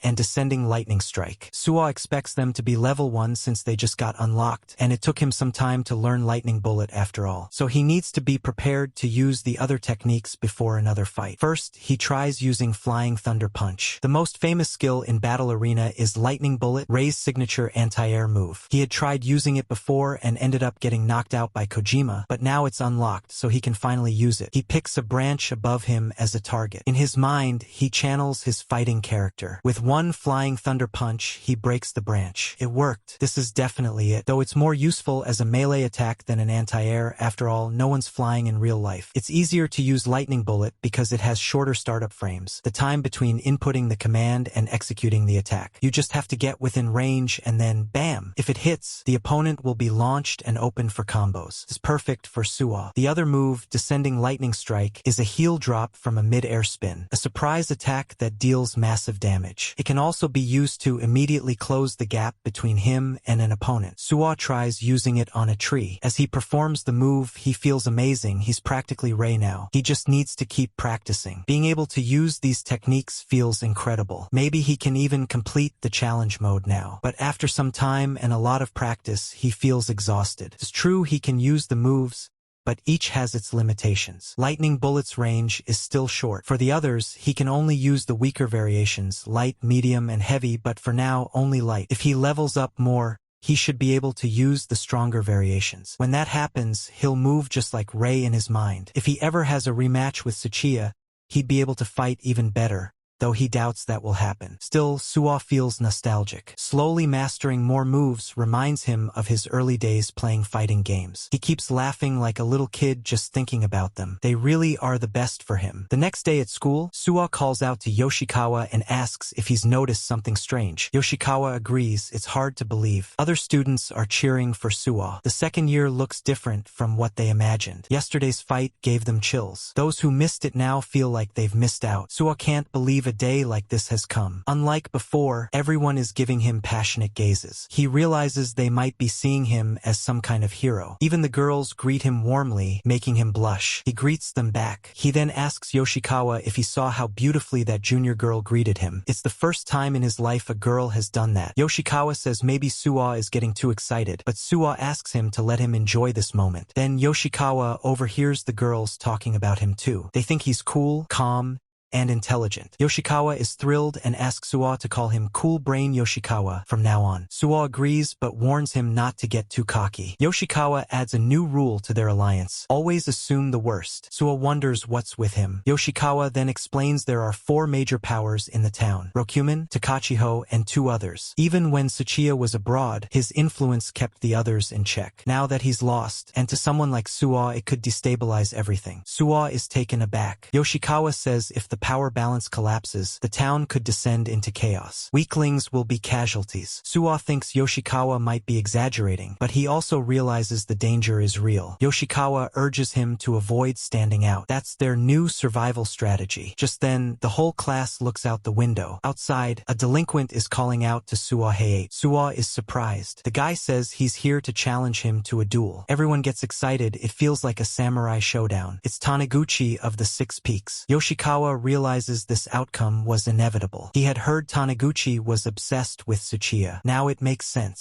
Suwa gets nervous. He thinks Taniguchi looks dangerous. Then Endo comes to him and says it's time to go. Suwa is confused. He's not picking a fight. Endo reminds him that Tsuchiya isn't here, and this guy won't be satisfied until he sees Suwa. Endo promises to explain things and not let Suwa get hurt. Suwa trusts him for now. He starts thinking about Taniguchi, the strong guy from yesterday. This must be what the challenge mode notification was about. It all fits, but why now? Outside, Endo and the group confront Taniguchi while Suwa hangs back. Endo tells Taniguchi he's bold to come alone. Taniguchi says he's not here to argue with lackeys. He only wants to fight Suwa. He asks Suwa if he's really the one who beat Tsuchiya. Suwa is nervous. He just wants to be left out of this delinquent business. Endo suddenly announces that Suwa rules over Hinazuka. That's not what Suwa expected. Kojima adds that Taniguchi isn't even worthy to wash Suwa's feet. Suwa grows more anxious. Why are they saying this? Taniguchi, now angry, feels like it was worth coming here. This is exactly what he wanted. Endo and Kojima turn to Suwa and ask him to defeat this arrogant fool. They believe Suwa can do it easily. This is what Suwa didn't want. They plan to sell him out from the start. A notification appears. Will he accept the challenge from challenger Taniguchi Tatsuya? Even reality mode is pushing him to fight. It all feels like a joke, like they're making him into one. Taking the challenge is crazy. But then he remembers his training and his desire to fight. Everything is telling him to go for it. The classroom cheers for him. Everyone believes he can do it. The whole school is watching now. Taniguchi senses Suwa's popularity and thinks this is even better than fighting Tsuchiya. Suwa accepts the challenge. He pushes the yes button. Now, with his level 21, Suwa will face level 76 Taniguchi Tatsuya. The challenge is accepted. The fight is about to begin. As they both accept the challenge, the whole school starts cheering for Suwa. He can feel their stares burning into him, the pressure of their cheers weighing on his shoulders. He really feels the weight of everyone's expectations, but he still doesn't understand why this Taniguchi guy is wearing such a scary expression. Suwa accepted the challenge in the heat of the moment, but backing out now would be super lame. He can't do that. Then Ando warns Taniguchi that the teachers will be arriving soon, and if they're going to fight, they'll need to change locations. Taniguchi agrees, but still wonders how such a weakling ended up on top at Hinazuka. He even considers taking over for Tsuchiya and controlling the group himself. Ando and Kojima, however, remain unfazed. They simply hope this Taniguchi guy stops underestimating Suwa. Suwa, on the other hand, doesn't appreciate all this talk about controlling others. These guys really are delinquents. He wishes everyone could just get along and play games instead of constantly fighting. Taniguchi tells Suwa to follow him, and Suwa realizes this is his chance. If it's just the two of them, he might be able to run away unnoticed if it comes to that. But Taniguchi's level is higher than Tsuchiya's, so Suwa has to assume the worst. There's also that new alliance rule to consider. Taniguchi says he doesn't sense any aura from Suwa. He can't believe Tsuchiya could have lost to someone like him. He accuses Suwa of cheating, which confuses Suwa. He doesn't understand why he's suddenly being accused like this. So unreasonable. Taniguchi says no one will interrupt them here and declares that he's ready to fight. He's here to reveal Suwa's true nature. If Suwa is a cheater, he wants to expose him. Suwa gets ready too. But the stance Suwa takes catches Taniguchi off guard. He asks if Suwa has any martial arts experience. Suwa hesitates. If he says rice lightning flow killing technique from a fighting game,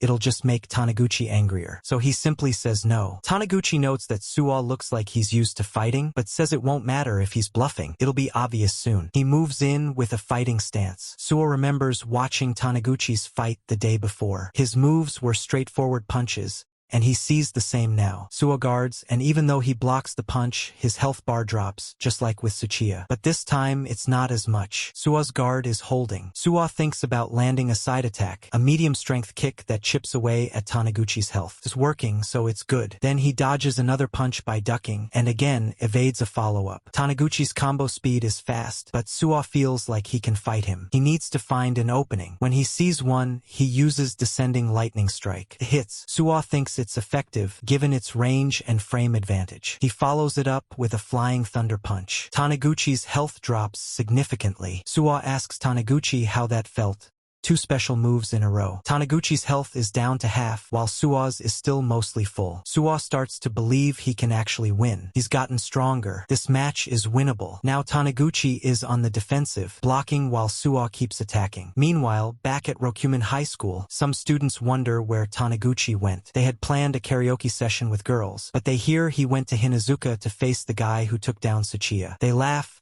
thinking it'll be easy, it's just that kid from yesterday. But one of them warns that if Taniguchi loses his cool, things can get ugly. His strength depends on the opponent, but if he gets serious, no one walks away unscathed. Back at the fight, Taniguchi has only a sliver of health left. Sua just needs one more hit. He decides to end it with another descending lightning strike, but this time, Taniguchi blocks it. Sua is surprised. Then Taniguchi snarls, "Don't mess with me, Tsuchiya." He's furious. He still can't accept that Tsuchiya could lose to anyone other than him. Taniguchi launches a powerful counterattack. Sua blocks, but the impact breaks his guard and lands. Sua's health drops by more than half. The power and speed, it's nothing like before. It feels like he's facing a berserk boss character. Sua tries another combo, including Flying Thunder Punch, but Taniguchi just gets angrier. He pushes through Sua's fists and lands a heavy punch to Sua's side. Now Sua's health is critically low. Sua is exhausted. The fight hurts. He wonders why he's even doing this. He should have quit earlier. He has no continues left. Maybe he should just apologize. But Taniguchi, still fuming, accuses Sua of using dirty tricks. He demands to know what Sua did to beat Tsuchiya. Sua reflects. Without reality mode, he really is just a weakling. But Taniguchi is strong. Taniguchi doesn't understand and asks what Sua is talking about. Still, Sua knows he couldn't lose.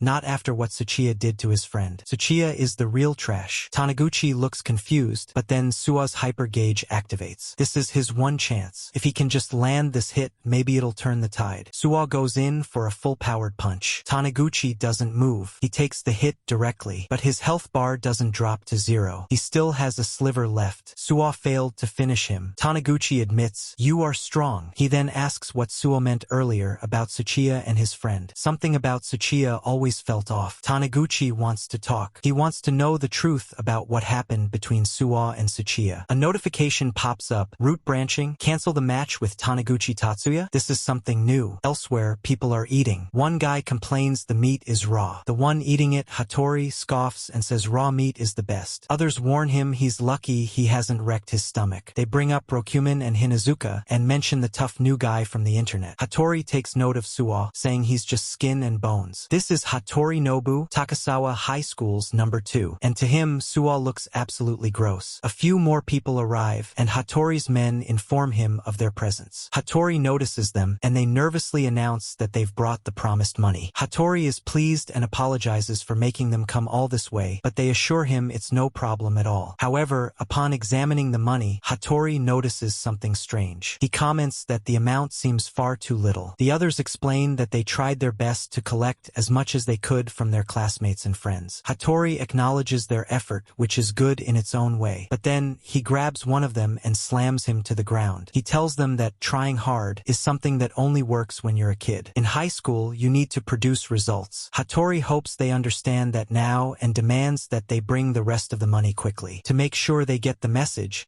he takes one of them hostage until the full amount is paid. The others, frightened, run away. It's unclear if they'll actually return. One of Hattori's friends adds seriously that meeting this month's quota has been tough. He urges Hattori to hurry up with conquering Hinazuka and Rokuamine. They've been cautious because of Tsuchiya and the Obis until now, but they've finally received the green light. If they can include those areas in their collection, meeting the quota will be a piece of cake. Hattori had wanted to play with Tsuchiya because, in his opinion, meat tastes better when it's tough. No matter how much he beats a weakling, it's still gross. He hopes Sua turns out to be delicious. Back at the fight, Taniguchi asks Sua if what he said is true. Sua confirms that every word is true and that Tsuchiya did those things to them. After hearing this, Taniguchi is stunned. He can't believe Tsuchiya would do something so terrible to Sua's friends. He wonders what he was even thinking. Sua is confused too. He thought Taniguchi wanted to fight, but now he's the one getting angry over Tsuchiya. Then there's that notification again, a root branch. Sua isn't sure why it appeared, but if it means the fight is cancelled, he he'd happily choose that option. Suddenly, more people show up. They're from Rokyumine High and say they've been looking for Taniguchi. Suo wonders why they're all gathered here. He just wants to go home, but when he tries to leave, Taniguchi tells him to stop. The fun is just beginning. Suo grows anxious. He thought the fight was cancelled, but now it seems it might not be. Is this the bad route? Are all these guys going to gang up on him? But instead, they ask if Suo wants to go with them. A bit later, they're all at karaoke. Taniguchi is singing anime songs. Everyone is having fun. Suo sits nervously until someone tells him to relax. Taniguchi invited him. Standing up to Taniguchi and even Tsuchiya was impressive, they say. To Taniguchi, Suo is special. Suo wonders why. Then someone explains that Taniguchi and Tsuchiya have known each other since middle school. They've always competed with each other, though it's always been one-sided in Tsuchiya's favor. Taniguchi's goal has always been to defeat him. This is his catchphrase. That doesn't mean they're enemies. They were the strongest duo in middle school. They respect each other's strength. In simple terms, they're rivals, at least to Taniguchi. Tsuchiya losing to someone like Suo is a big deal. Suo remembers Taniguchi's anger about Tsuchiya's loss and starts to understand. Maybe he just looks too weak to have pulled off such feats. But the other guy tells him that's not it. If Taniguchi acknowledges him, that's all that matters. They all admire Suo. Taniguchi looks over at Terada, who had been talking with Suo, and asks why there aren't any girls around. Wasn't this supposed to be a karaoke session with them? Apparently, they all cancelled last minute. Taniguchi doesn't want Terada to mess with him and wants Suo to chime in too. Terada starts singing, and Taniguchi sits beside Suo. Suo wonders why he's even here. Taniguchi says he sensed that Suo was similar to him. He asks Suo not to hide it. He probably isn't very popular with girls. When Suo remains silent, Taniguchi gets curious and asks if he has a girlfriend. Suo replies no. Taniguchi is relieved, just as he thought. Even today's group date was cancelled. They joke about being unlucky with women. Suo wonders if he's being insulted. Taniguchi says he was half joking. Then he asks for a fist bump. They bump fists, though it hurts Suo a little. Based on what Suo shared earlier, Taniguchi agrees that Tsuchiya deserved to get punched. He has no grudge against Suo. More importantly, he was surprised by how strong Suo actually is. They really went all out. That makes them buddies now. Suo is confused but doesn't harbor any bad feelings toward Taniguchi after this experience. Terada finishes his song about being manly, but everyone calls him an old man and laughs. Suo never expected things to turn out like this. It doesn't even feel like a truce. It's just a good time. But he's especially surprised by Taniguchi's strength. After spending time together, it's time to part ways. Taniguchi tells Suo to tell that idiot Tsuchiya to contact him later. Suo agrees. Then a notification appears. An alliance has been formed with Rokyumine High School. Rokyumine area conquest complete. It's a little confusing, but Suo also receives experience points, raising his level from 21 to 23. Now he understands those areas are tied to the game. The Rokyumine area turned the same color as Hinazuka, and this is what an alliance means. If he turns all the areas the same color, he wonders if that will complete reality mode. Based on the window that popped up earlier, it just might. Taniguchi tells Suo that he wants to meet again. Suo is happy. He's fine with it all. Still, he wonders what would have happened if they had continued fighting. In a normal game, enemies level up over time. There are still 2 areas left, Kamahama and Takasawa. Several days later, at school, people talk about how they've gone back to being invisible without realizing it. Suo and Yoshikawa are together again. Yoshikawa says that based on their true abilities, this is just right. But Suo tells him not to be so depressing. Cool brain. He reflects on how reality mode is still active. Nothing's happened in the past few days, no new enemies. It's a bit boring, but peace is a good thing. Then Ando arrives, looking for Suo. He wants to talk and introduce someone. Suo gets nervous. He recognizes this pattern. Is another fight coming? He's already been through a lot, so he tells Ando they can talk later. But then Ando bows deeply. He says he saw how Suo settled things with Rokyumine peacefully and begs for Suo's help. Confused, Suo and Yoshikawa decide to hear him out. Outside, Ando introduces his little sister, Akari. Akari looks at them and asks, "Who's this bean Sprout and 4 Eyes? Are these really the people Ando was talking about?" He confirms they are. Suo is confused, and Yoshikawa, cool brain, is too. Akari hesitates, then calls Suo Bean Sprout again and asks how she looks. She makes a cute face, trying to impress him. Even Ando joins in, asking Suo to tell the truth. Suo, baffled by the question,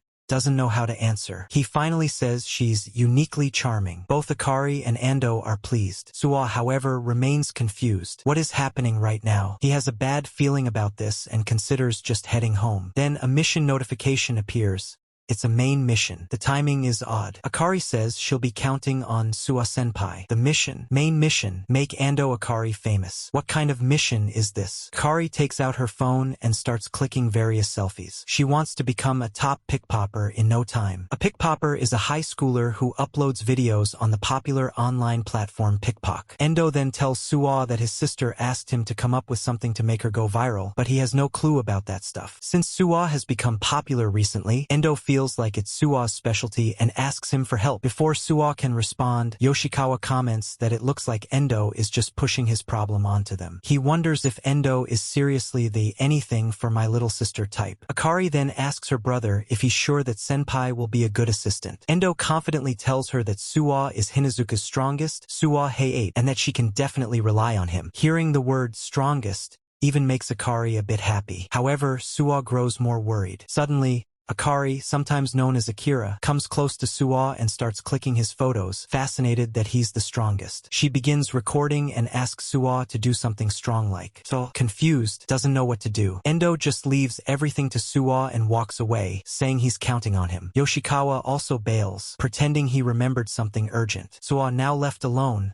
wonders why he has to do this. It has nothing to do with fighting games, but his current main mission is to make Endo Akari famous. The reward is experience points, though Suwa doesn't see the point in any of this. Akari grabs him and says, "Let's go, senpai. Make yourself useful." Suwa wonders what this reality mode is planning now. We then see Akari making weird faces and cheerfully announcing that today they're doing the onion-eating speedrun challenge. She even mentions there's a Guinness World Record for it. As Suwa holds the camera, she starts eating the prepared onion. It's difficult and she struggles, needing water and feeling queasy, but finishes it. Then she announces a solo 50-meter sprint to prove she's fast. Suwa keeps recording her every move, confused as to what she's doing and whether this is the kind of content that goes viral. Kari keeps calling out to Senpai and asks if he's getting nice shots. Suwa isn't sure, but he thinks he's doing okay. Her lack of enthusiasm starts troubling her. She makes a marmot face again, which creeps Suwa out. When she explains it's a Redentious Sayurity, Suwa gets even more confused and sad. He seriously questions the point of this mission. Akari gets frustrated and asks how he's going to help her create viral content if he doesn't have any ideas. Suwa then reveals that he actually does have one. This surprises Akari, who doubts him at first, but Suwa insists. His idea? A fighting game live stream. This excites Suwa, but Akari is skeptical. She thinks it sounds lame and won't become popular. However, she checks the comments on her latest video and sees someone named Gucci-san has commented again. Akari is excited, thinking there are real people out there enjoying her content. Suwa has to admit that people really do have all sorts of tastes. Akari says that Gucci-san sounds like an energetic young girl, and she's thrilled to see engagement on her videos. Suwa asks her if she wants to go viral just to become an influencer. Akari says there's nothing wrong with that. She wants to be at the top. She admits she's not good at studying and knows her looks aren't amazing, but she enjoys posting videos. She finally found something she loves. Suwo remains silent for a moment, understanding her desire. He tells her she's right, just doing what she enjoys is enough. He gets pumped up and tells her that he'll help her seriously now. They'll create that #1 buzz. Akari is surprised and happy to see Senpai so motivated. Others nearby wonder what those two are up to. Suwo realizes this is following a familiar pattern. Reality mode is up to its tricks again. He can tell those guys are decent level opponents. This wide park isn't ideal for multi-person combat. Akari,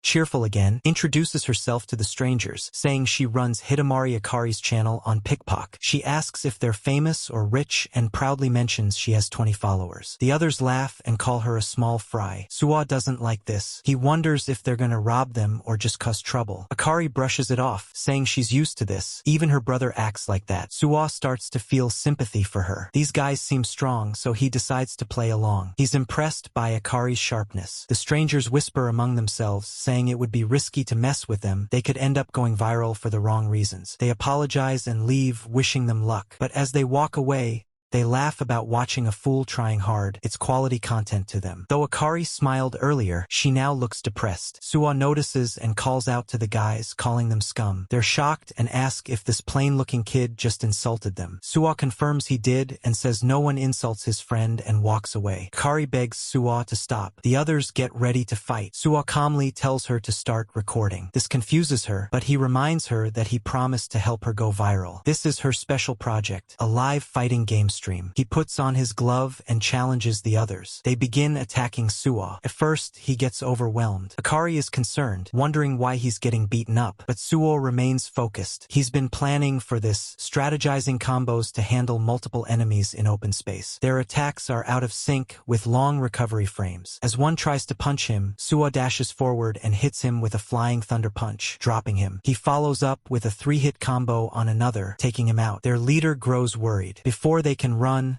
Suwa uses Descending Lightning Strike and knocks out Suzuki, a level 28 fighter. Now Suwa stands alone, victorious. Akari records everything in disbelief. She finally sees the truth. Suwa Hayate really is Hinazuka's strongest. She runs to him excitedly, praising the amazing footage. Suwa, tired, says he might have gone a bit overboard. They decide to head back. That night, Akari uploads the video of Suwa's fight. It goes viral, 100,000 views overnight and 300 new followers. She gives all the credit to Suwa. A notification confirms the mission is cleared. Suwa's level increases from 23 to 24. Finally, the strange mission is over. Then Akari asks Suwa if he wants to attend a live show. Suwa is confused. She explains it's for the underground idol group Dream Colored Bloom. Her friend can't go, so she invites Suwa. He's still unsure, but Akari insists it's good luck if he goes with her. All the idol members are on Pickpock too. Akari introduces Rai-san, her favorite, who inspired her to start posting. Suwa agrees she's cute, but says he prefers Hiragi-san. As he blushes, the mission updates. Now he must attend the live performance to unlock the medium tier of special attacks. Though it's framed as an update, it feels like part of the same mission. The reward is appealing. When Akari invites him again, Suwa agrees. They arrive at Event Space Z, a live house. It's Suwa's first time in a place like this. The area is close to the mission zone. Takasawa High School is nearby. He's relieved the mission probably doesn't involve the live show. But as they enter, Hattori exits. He and Suwa lock eyes. Hattori grins maniacally and, without hesitation, throws a punch at the confused Suwa. But before the punch can reach Suwa, it stops. Hattori then asks if Suwa is a customer for the live show. His fist turns into an open hand as he requests their tickets. Suwa notices his name is Hattori and his level is 22. Akari immediately hands over their tickets. Hattori laughs and tells them to walk down the corridor. The venue is on the right. Akari tells Suwa, "Let's go, senpai." Suwa laughs nervously as he passes by Hattori, admitting to himself that the moment caught him off guard. Hattori's level is actually lower than his own, so a fight was unlikely. Still, as he walks further away, Hattori's sinister aura makes him cautious. He glances back to see Hattori smiling menacingly. Eventually, Hattori tells them to enjoy the show. Akari asks if something is wrong, but Suwa says it's nothing. Hattori then speaks to his friend, confirming that the boy was Hayate-kun from Hinazuka. His friend agrees. Since they're hosting an important fundraising event, they need to avoid any fights. Hattori nods. He held back for that reason and has something more important planned. He leaves the rest to his friend Kanemaru, who acknowledges the task. Later, Suwa and Akari enjoy the idol show. The idols encourage everyone to sing along, and the crowd gets hyped. Suwa is a bit confused and nervous but joins in. Akari notices his odd movements and comments that he's dancing strangely. Suwa admits he's trying his best. One of the idols seems to be looking at him, which makes Suwa wonder if he's that out of place. Suddenly, a notification appears. It's a bonus stage. Suwa must dance to the beat to earn experience points. Arrows begin to scroll like a rhythm game. Suwa recognizes the mechanic and begins moving with excitement. Akari observes that his dancing has gotten even weirder, but he's clearly enjoying it. Suwa focuses on timing everything perfectly. His experience points start increasing rapidly. He gives it his all, aiming for a perfect clear. People around him stop dancing and begin watching in awe. They're amazed by his moves and think he doesn't even seem human. Suwa's level rises from 23 to 24. At the post-live fan service, Suwa is exhausted. Akari tells her idol that she's a fan and is on Pickpop because of her. The idol thanks her, glad to meet a female fan. Akari is thrilled to get a picture with Lee. Suwa says it's nice, but Akari notices he looks unwell. Suwa admits he used more energy than expected and runs off to the bathroom. While Akari takes more photos, one VIP shows a card, granting access to a special area. Suwa later returns and apologizes, suggesting Akari Akari go home without him. She decides to wait. Akari finds an open door to a storage room and investigates. Inside, she finds a swimsuit costume and a briefcase full of money. Suwa walks up, surprised she called him. Suwa asks if they're even allowed in the room. He sees the money and says it's wrong to be there without permission. Akari wants to stay a bit longer, but Suwa tries to open the door. It won't budge. It's blocked by a chair. He bangs on the door, hoping someone will hear. Akari is shocked this is happening. Meanwhile, the idols begin their VIP concert, the Yumero Bloom Special Live. The music is loud. No one hears their calls. Akari's phone has no signal. Suwa smiles and reassures her. He decides to use force, tells Akari to stand back, and fires a lightning bullet. The door bursts open. Akari is stunned. Suwa says he's glad they can leave now. They peek outside and witness the VIP show. Mika-chan's personal items, including sweaty pants from the live, are being auctioned. Prices rise to 50,000 and then 100,000 yen. Suwa is shocked.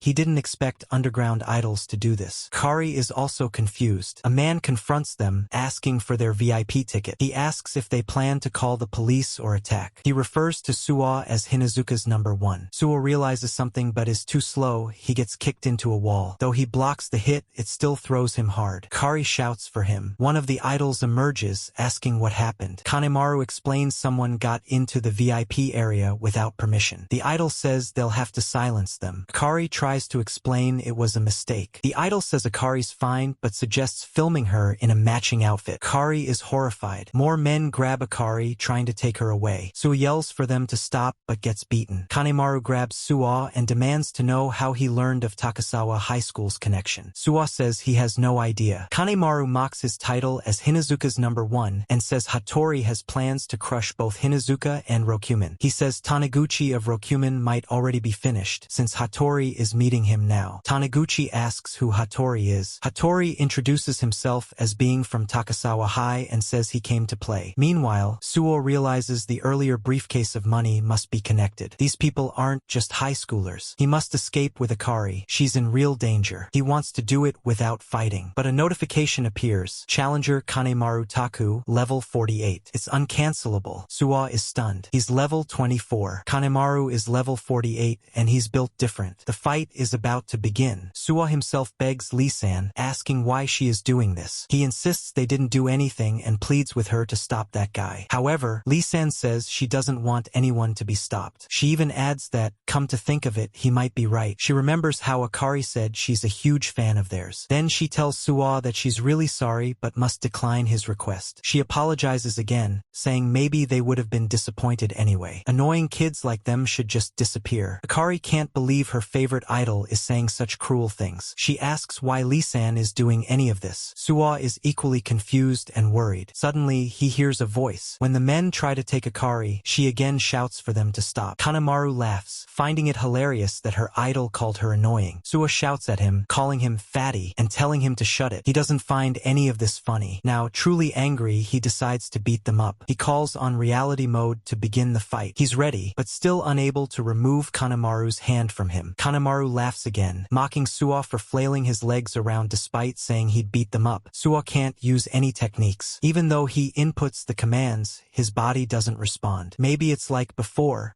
when his character couldn't move mid-air. His skills are useless right now. Still, he calms himself. He anticipated this and decides to strike with his own strength. He punches Kanemaru, but Kanemaru laughs and asks if it's a joke. The punch does no damage. Suo already knew it. His fist hurts like hell. His own health starts dropping rapidly. Reality mode only enhances him when he's in character control. His body itself is still level 1. Kanemaru increases his force, calling Suo worthless. Even Suo has to admit he's right. He's about to faint. These kinds of holds weren't in battle arena. He's starting to lose it. His game techniques are useless. Then suddenly, confidence surges in him. He decides there's one fighting game trick he can still use. Suo asks Kanemaru if he's scared. Kanemaru, confused, says nothing. Suo declares himself the strongest at Hinazuka. Kanemaru holds him down. Suo keeps taunting, calling him slow, saying he wouldn't even be able to touch him if he let go. He dares Kanemaru to finish him before embarrassing himself in front of his friends. Kanemaru stays silent. The others laugh, wondering what Suo is talking about. They joke that if Suo really is Hinazuka's strongest, maybe Kanemaru wouldn't stand a chance. This infuriates Kanemaru. The others egg him on to finish Suo already,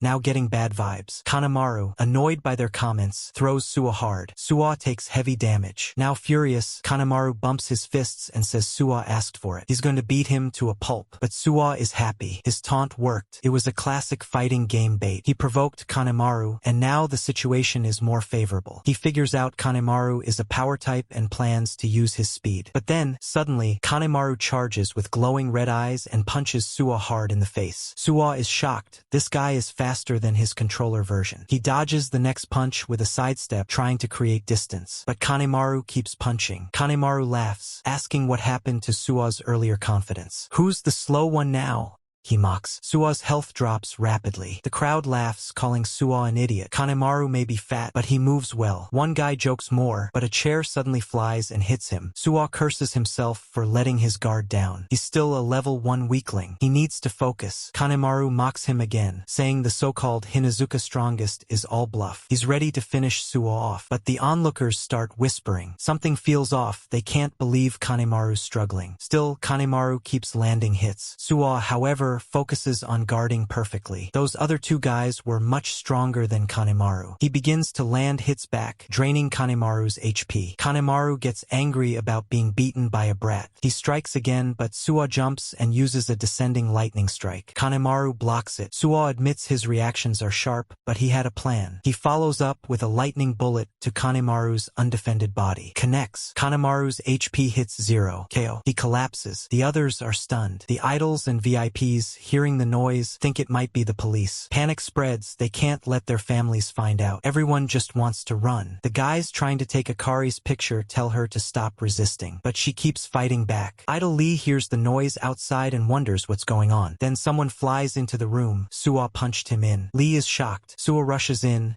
relieved to find Akari, and tells her they need to leave. Lee doesn't understand what's happening. Akari tells her she recorded everything and will post it if anyone messes with them again. She even calls Lee an idiot. Lee gives in. The other idols panic, whispering about how one guy took out everyone. They ask Lee what to do. She says she'll tell Hirokuen. Outside, Akari assures Suwa she's fine, since he keeps asking. Suwa suggests going to the police, but Akari says no. Those guys are dangerous. Her Aniki is the same way. She doesn't want Suwa getting involved. She's heartbroken that Lee turned out this way. She sits down and cries, apologizing. She was scared. Suwa hugs her to comfort her. He promises to take her home. He never imagined things would go like this. To think Takasawa High was involved, they should stay away. He notices the map color changing. Then we see Hattori, a bit roughed up, get a call from Hiro. He hears that the concert was ruined and Kanemaru got beaten. Hattori understands and says he's returning. About Rokumen, he had fun. We see Taniguchi lying on the ground. After the call, Hattori is angry with Kanemaru for ruining his fun and losing to Suwa. He can't believe Suwa is real. Taniguchi hears Suwa's name and smiles. Hattori asks what's wrong. Taniguchi just asks if his friend got beat. He's happy. He must have underestimated Suwa. That guy is something amazing. Hattori grumbles that Taniguchi still has the energy to talk. He doesn't care anymore. He stomps off, saying goodbye. Back with Suwa and Akari, Suwa sees that Rokumen's area turned Takasawa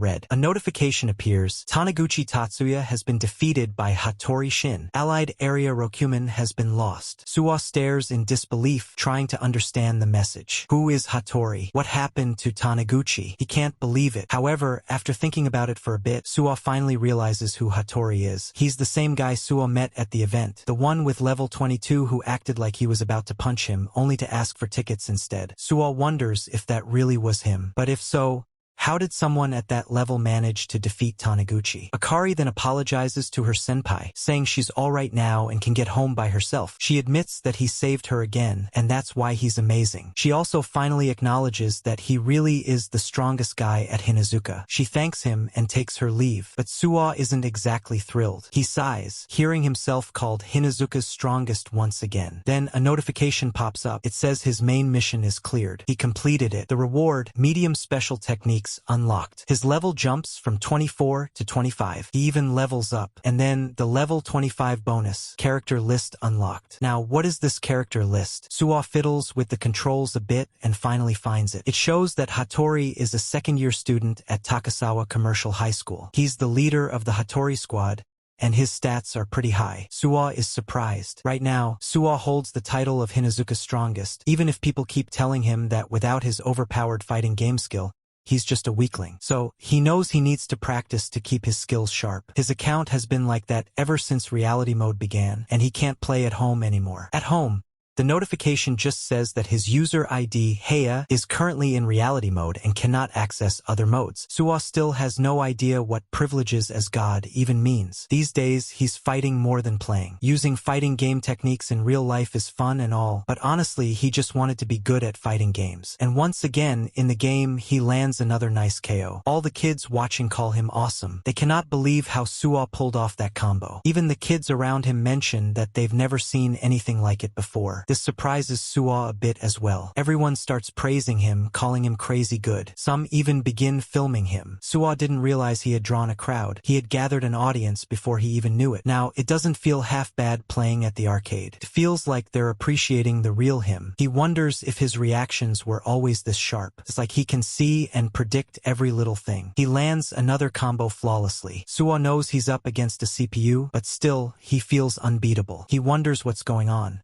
because for some reason, he's sure he's gotten even better. The kids then come up to him, telling him he's awesome and asking if he comes here often. Some even say they want to have a match with him. Suwa just laughs and thinks to himself that fighting games really are great, much better than actual fights. But still, why? His skills at fighting games should have deteriorated since he's been doing nothing but real fights recently. Yet, it's the opposite. He wonders, what if the experience from real fights has actually improved his skills in fighting games too? Maybe this is the privilege of reality mode. The more he fights and levels up, the better he becomes at fighting games. He needs to defeat the hoodlums listed in this character list. And it's a huge list. It feels more like a thug guide than anything. And Tsuchiya. Suwa didn't even realize he hadn't been coming to school. What in the world has he been doing? But trying to contact him feels oddly awkward. He notices that no one from Kamahama High School is on the list. He wonders if they'll only show up once he meets them. As for Rokumen, there are a lot of names, but many are still a mystery. Maybe he should try calling Taniguchi. Hattori from Takasawa is also on the list, so he must be their number 2. But still, Suwa wonders, why is the fatty below him? He questions whether their levels actually correlate with their real strength. Then again, the same could be said for himself. Anyway, for now, he guesses he just has to beat the top spot in the mission area, Takasawa's number 1. But he still wonders who that could be. The next day, at Takasawa High School, Kanemaru arrives and says that he's here, addressing someone named Uredo. But Hattori tells him that hero Uredo isn't around. He says he actually came to invite him to a barbecue. Kanemaru is a bit surprised to see Hattori here, but Hattori says he's not planning to give Kanemaru any barbecue unless he goes on a diet. Otherwise, Kanemaru will just end up losing again. This scares Kanemaru a little. He tells Hattori that he wants to deal with that kid himself. He just can't calm down unless he takes that kid down for good. But Hattori replies that he's not in charge of that. And because of a certain someone, their income from Bloom vanished into thin air, so now he has to make some money. The guys from Kamahama are waiting. Kanemaru complains that they have to pay those Kamahama guys way too much every day. He starts to say that maybe they should give those guys from Kamahama, but Hattori cuts him off sharply, his face turning frightening as he warns him not to complain about Kamahama. If Hiro heard him, Kanemaru wouldn't get away with just a beating. Kanemaru immediately changes his tone, suddenly sounding innocent. He insists that he wasn't complaining or anything. Hattori continues,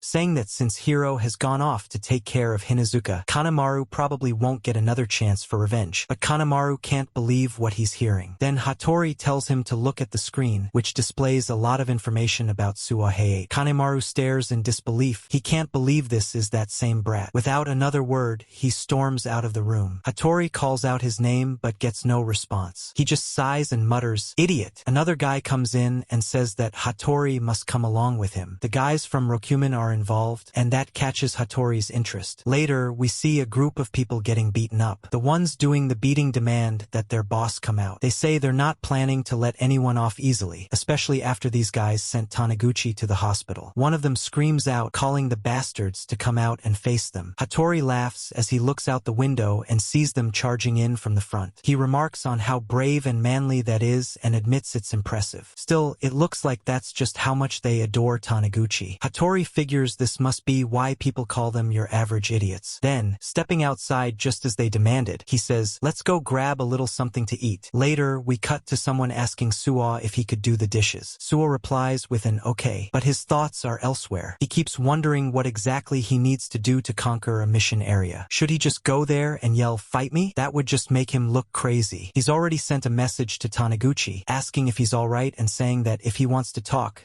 he can call. But he hasn't received a reply yet. The message is still unread. Hiragi then asks Suwa what's wrong, catching him off guard. Suwa is a bit surprised by the sudden question. Hiragi says it kind of feels like his head is in the clouds. Suwa quickly says it's nothing and that he's fine, then asks if she needs anything. Hiragi laughs and says no, it's nothing, just that they didn't have many customers today, so it looks like they can get off early. Suwa laughs too and says they'll clean up in a jiffy. Hiragi stays silent for a moment but smiles, admiring him quietly. They've done a good job today. Then, as they're leaving, Hiragi approaches Suwa and says there's something she wanted to talk about. She comes really close to him. Suwa gets nervous and asks what it is. Then Hiragi asks Suwa directly, did he get into another fight? Suwa thinks about all of this for a bit and then says that he didn't. He was just lazing around the whole day yesterday. Hiragi replies that she really hopes that's the case. However, in his mind, Suwa thinks that it would be a problem if she found out he was fighting again. Then he wonders if that's why she called out to him. She seems concerned for someone like him. She's just so kind. But that's to be expected of his Li Long. Then Hiragi tells Suwa that she's going to quit this job. This comes as a big surprise and shock for Suwa. Hiragi explains that her father's gym needs some help and he told her to start assisting right away.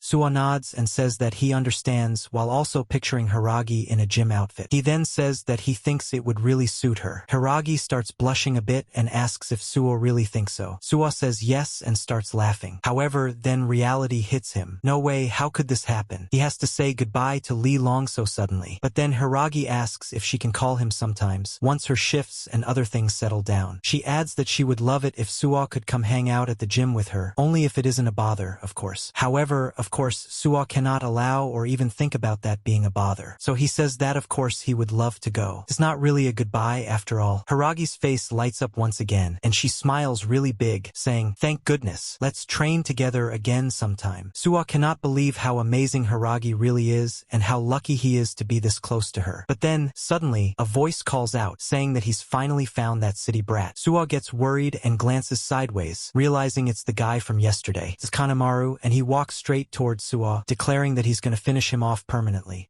Right here, right now. Suwa immediately tells Hiragi to get away. This is really big trouble for him. He wonders why the hell that fatty from yesterday is here, but either way, he needs to stop him. Hiragi is in danger. With red eyes, that fatty just keeps coming toward him. No matter how many times Suwa yells for him to stop, he just keeps charging. Even Hiragi starts getting worried about Suwa. So now, Suwa has no choice. He has to do something. But then suddenly, another guy appears between them. Kanemaru is still raging with red eyes, but in the next moment, he's seen flying away and crashing to the ground. Suwa is stunned by what just happened. The guy who showed up just now sent Kanemaru flying like that. He wonders, was that punch as strong as lightning bullet? Then the guy turns to Suwa and apologizes, saying it looks like their Kanemaru has caused him a lot of trouble. He politely asks Suwa not to take it the wrong way. Kanemaru acted on his own. Personally, he says he's against violence and assumes Suwa would feel the same way. That's why he came here to talk. Business talk, that is. And then, suddenly, Suwa notices his character list updating. Now, Takazawa High School shows the number 1 student as Uredo Mahiro, who is at level 30. The list refreshes. That means this guy is Takazawa's number 1. He introduces himself with a smile and says it's a pleasure to meet Suwa. Hiragi gets angry and demands to know what's going on all of a sudden. She says she's going to call the police. However, the mysterious guy, Uredo Mahiro, asks her to hold on for a second. He then steps closer to Suwa, saying that, upon taking a closer look, he might have mistaken him for someone else. Suwa is confused and Uredo apologizes, claiming it was his mistake. But then, leaning in even closer, he quietly suggests that Suwa should send Hiragi Wakana home, so the two of them can have a little chat in private. He adds that he'll be waiting in the park just ahead. Suwa is taken aback, wondering how this guy even knows Hiragi's full name. As Uredo turns to leave, he walks over to Kanemaru and casually excuses himself before trying to wake him up, muttering that Kanemaru really is nothing but trouble. Hiragi then checks on Suwa, asking if he's okay. Suwa assures her that he's fine. She asks if he knows that guy, and Suwa replies that he doesn't.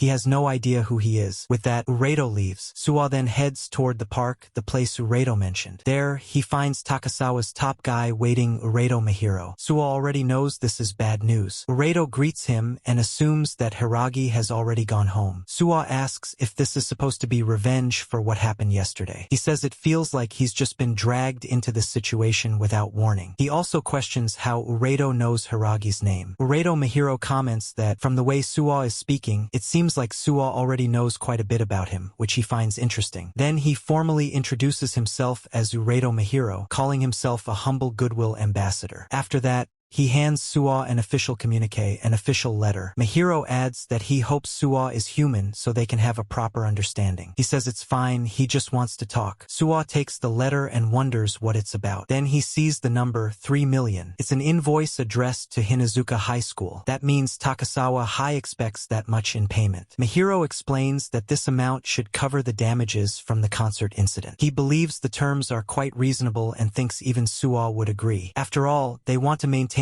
good relations with the Hinazuka crowd too. However, Suwa is shocked. He can't believe what he's hearing. 3 million. There's no way he could possibly come up with that kind of money. Mihiro then suggests that he could just collect it from the students at Hinazuka. Since Suwa is their top guy, it should be a piece of cake for him. Mihiro then shows Suwa something on his phone. Apparently, some troublesome individuals showed up at their school earlier. Suwa immediately recognizes them as the guys from Rokumen. Mihiro mentions that as it turns out, those guys aren't exactly human. With a chilling expression, he adds that beasts who can't be reasoned with honestly make his skin crawl. Mihiro then says that if collecting money from everyone is too difficult, he could handle it himself. He's been feeling a bit bored lately anyway, and chatting with students from other schools sounds like a fun way to pass the time. He just enjoys talking to humans. Then, raising one finger, he tells Suwa he has 1 week. That should be enough time to gather the money. Until then, he promises not to take any action. Suwa is deeply worried. As Mihiro turns to leave, he says that he's glad Suwa is someone he can actually talk things over with, that he's glad Suwa is human. Suwa tries to stop him, asking him to wait, but in his mind,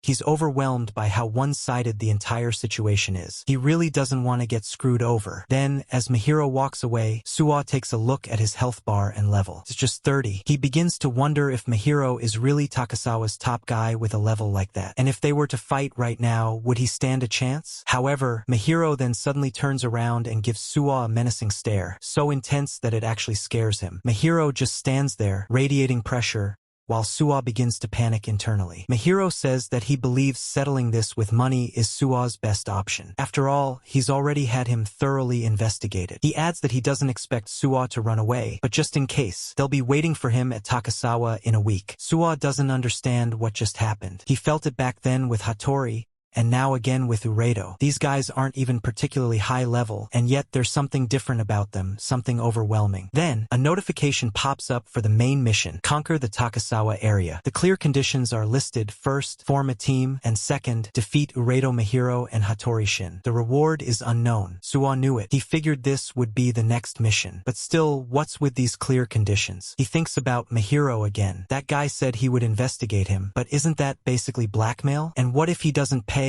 and something happens to Hiragi? That's absolutely out of the question. Damn it, he thinks. The deadline is just 1 week. 3 million yen. He doesn't even have 50,000 in his savings. The next day at school, Suwa is still completely preoccupied. He keeps thinking, what if he could collect 10,000 yen from everyone? Or maybe 5,000 each? Maybe more? But no, that's just not possible. There's no way that could work. So he guesses he really does have to fight, just like the mission says. But if it comes to that, seriously, why is he the one who has to deal with all of this? He's overwhelmed, worried, scared, and confused all at once. Then Yoshikawa shows up and tells Suwa that they should head home. While walking together, Yoshikawa notices something's off. He says Suwa's been spacing out all day and asks what's wrong. Suwa suddenly asks if Yoshikawa happens to have 3 million yen on him. Yoshikawa is stunned and replies, asking if Suwa's an idiot. Of course he doesn't. Suwa figures as much and just says to forget it. Then, out of nowhere, he asks if Yoshikawa knows anything about Takasawa High. Yoshikawa starts thinking, a bit confused, wondering what's going on all of a sudden. Yoshikawa then mentions that there are definitely rumors, things like their alumni being connected to the Yakuza or even some police officers being in cahoots with them. Suwa can't believe it, even the cops. But Yoshikawa quickly quickly clarifies that it's all just rumors, pure hearsay. Still, he says that asking about stuff like that almost feels like Suo is getting tangled up in something weird again. Suo insists that it's nothing like that. He says he just happened to overhear something. Nothing serious. Yoshikawa tells him not to underestimate the information coming from the school's brain. They're not being bullied anymore, and that's good enough. He just wants Suo to stay far away from a place like Takasawa. That place is nothing but trouble, filled with shady rumors. Suo then wonders where Yoshikawa even gets all his intel from. Still, he knows getting involved with Takasawa's crew would definitely be bad news. But then again, how is he supposed to handle all of this alone? Suddenly, a notification pops up asking if he would like to add Yoshikawa Koichi to his team. This is it. Suo realizes the game wants him to form a team. Without one, he probably won't stand a chance of winning. He tries selecting yes, and the team list appears. Now he understands how to actually form a team. Yoshikawa is listed at level 3. Suo wonders if there are any benefits to being in a team, especially when there are 4 open slots. In that case, he's going to need to fill them with stronger guys, even if they're only a bit tougher. Yoshikawa, though, is clearly a weak character. Suo decides to remove him, but then he realizes he can't. The system won't let him. Once a teammate is added, it's final. He can't cancel it. No way, Suo thinks. Once it's set, it's permanent? What kind of crappy system is this? He gets frustrated and mutters not to mess with him. Yoshikawa, watching all this, sees Suo pointing at the air and wonders what he's even doing. Suo then grabs Yoshikawa by the collar and calls him an idiot, saying that wasting a precious team slot on someone like him was a huge mistake. Yoshikawa is completely confused, but Suo has to accept the reality. He's stuck with Yoshikawa now. At the very least, he still has some open slots, and he's going to need strong characters to fill them. Suo starts wondering who he should pick for his team. It's gotta be someone like Tsuchiya. But just then, a voice suddenly shouts out, "Bring it on, you punks!" Both Suo and Yoshikawa are startled. They peek over to see what's happening. When they take a look, Yoshikawa wonders aloud if those guys are from Noj Industrial, and sure enough, Endo and Kojima are with them. The Noj guys shout that they don't have time to waste on chumps like them. But the other side fires back, saying they've got no business with small fries and demand that Tsuchiya be dragged out. Endo replies that Tsuchiya isn't around right now, and they're the ones watching the fort, so they'll take them on instead. With that, Endo and Kojima charge toward the others, fists raised. Suo watches and thinks to himself that these Noj guys,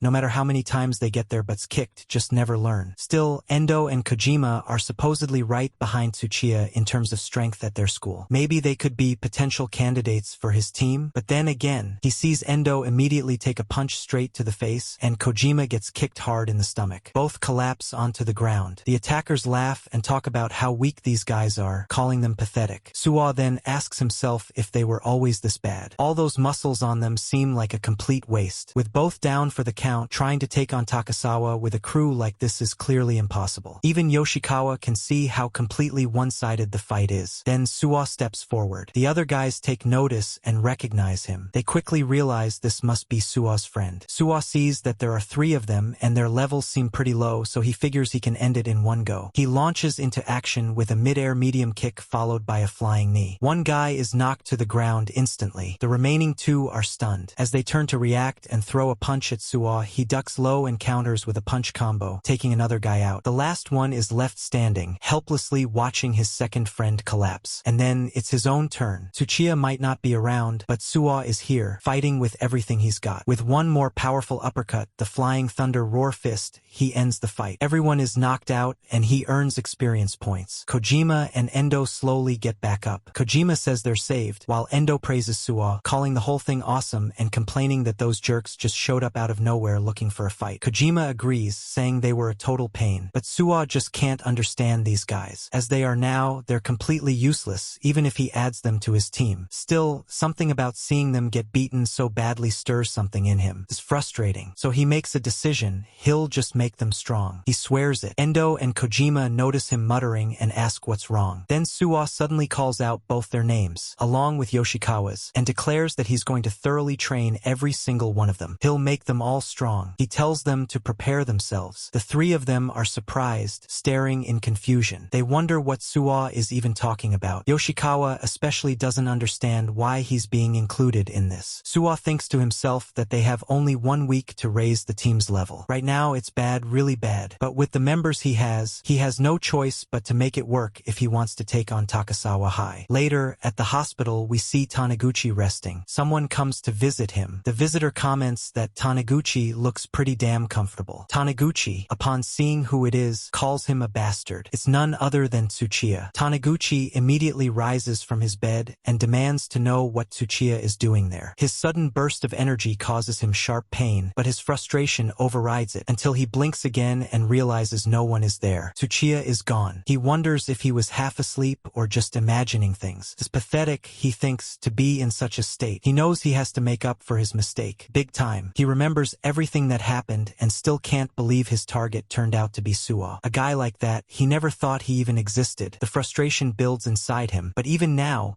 he quietly hopes Suwa will have his back. Meanwhile, Suwa is trying to train the others, who are all confused about what's going through his mind. Endo questions how exactly Suwa plans to train them, while Kojima wonders what Suwa is even thinking. Suwa explains that Takasawa's top guy, Uredo, came to see him directly. He then shows them an invoice. The others are stunned to see the 3 million yen written on it. Suwa warns that if they can't pay, there's no telling what might happen next. He continues, telling them about Uredo and especially about a guy named Kirasaki, who is known to be seriously dangerous. Rumors say even the crew from Rokoka Pass got taken out. Endo is shocked to hear that Taniguchi was involved in this mess too. That's why Suwa wants them to realize that if they stay the way they are, they're finished. Yoshikawa quickly processes the situation and calmly states that while he understands, he won't be of much help. He assumes no one would bother going after someone like him anyway. Suwa insists that Yoshikawa will definitely be a target too. Yoshikawa reacts in panic, unable to believe it. Suwa doesn't say it aloud, but he knows it's because Yoshikawa is already on his team. Kojima then comments that even if all this is true, a week isn't nearly enough time to do anything. But just as Suwa is about to say something, his phone rings. It's Hiragi. She had mentioned she would message him about his work shift, but now he realizes this is the opportunity he needs. Later,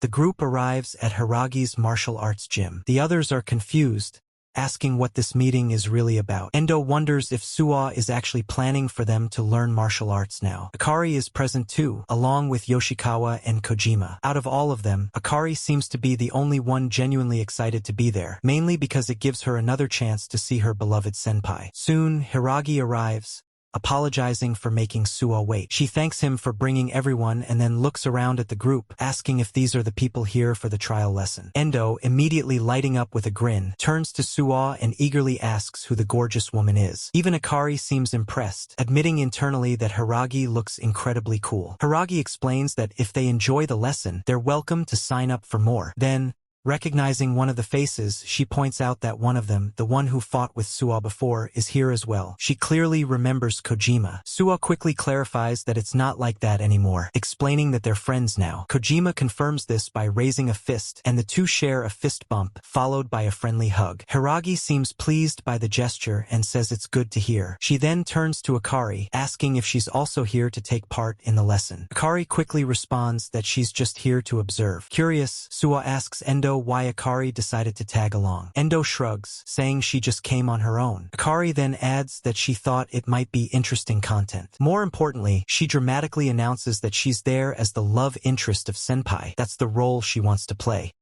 Understandably baffled, tries to make sense of what she's talking about. Endo suddenly gets emotional, warning Suwa that if he ever makes Akari cry, he'll make him pay. Suwa can't help but feel lost in the nonsense around him. Hiragi laughs warmly, clearly amused by how chaotic things always are when it comes to Suwa. Despite it all, Suwa is just relieved Hiragi's the one with him. He quickly brings everyone's attention back to the purpose of their visit. This wasn't the time for jokes. It's time to get started with training. At that moment, a notification appears. Training mode, practice at Hiragi Gym. Acquired experience will be distributed among team members. This is exactly what Suwa needed. Just like before the Tsuchiya fight, this could be the perfect opportunity to level up quickly. Turning to Hiragi, he asks her to make the training as intense as possible. Kojima and Endo begin whispering and giggling among themselves, making cheeky remarks about how getting intense with a fine woman like Hiragi is a little too wild. Yoshikawa, overhearing them, starts to wonder if Hiragi could really be that intense. She doesn't look it, at least not at first glance. But then,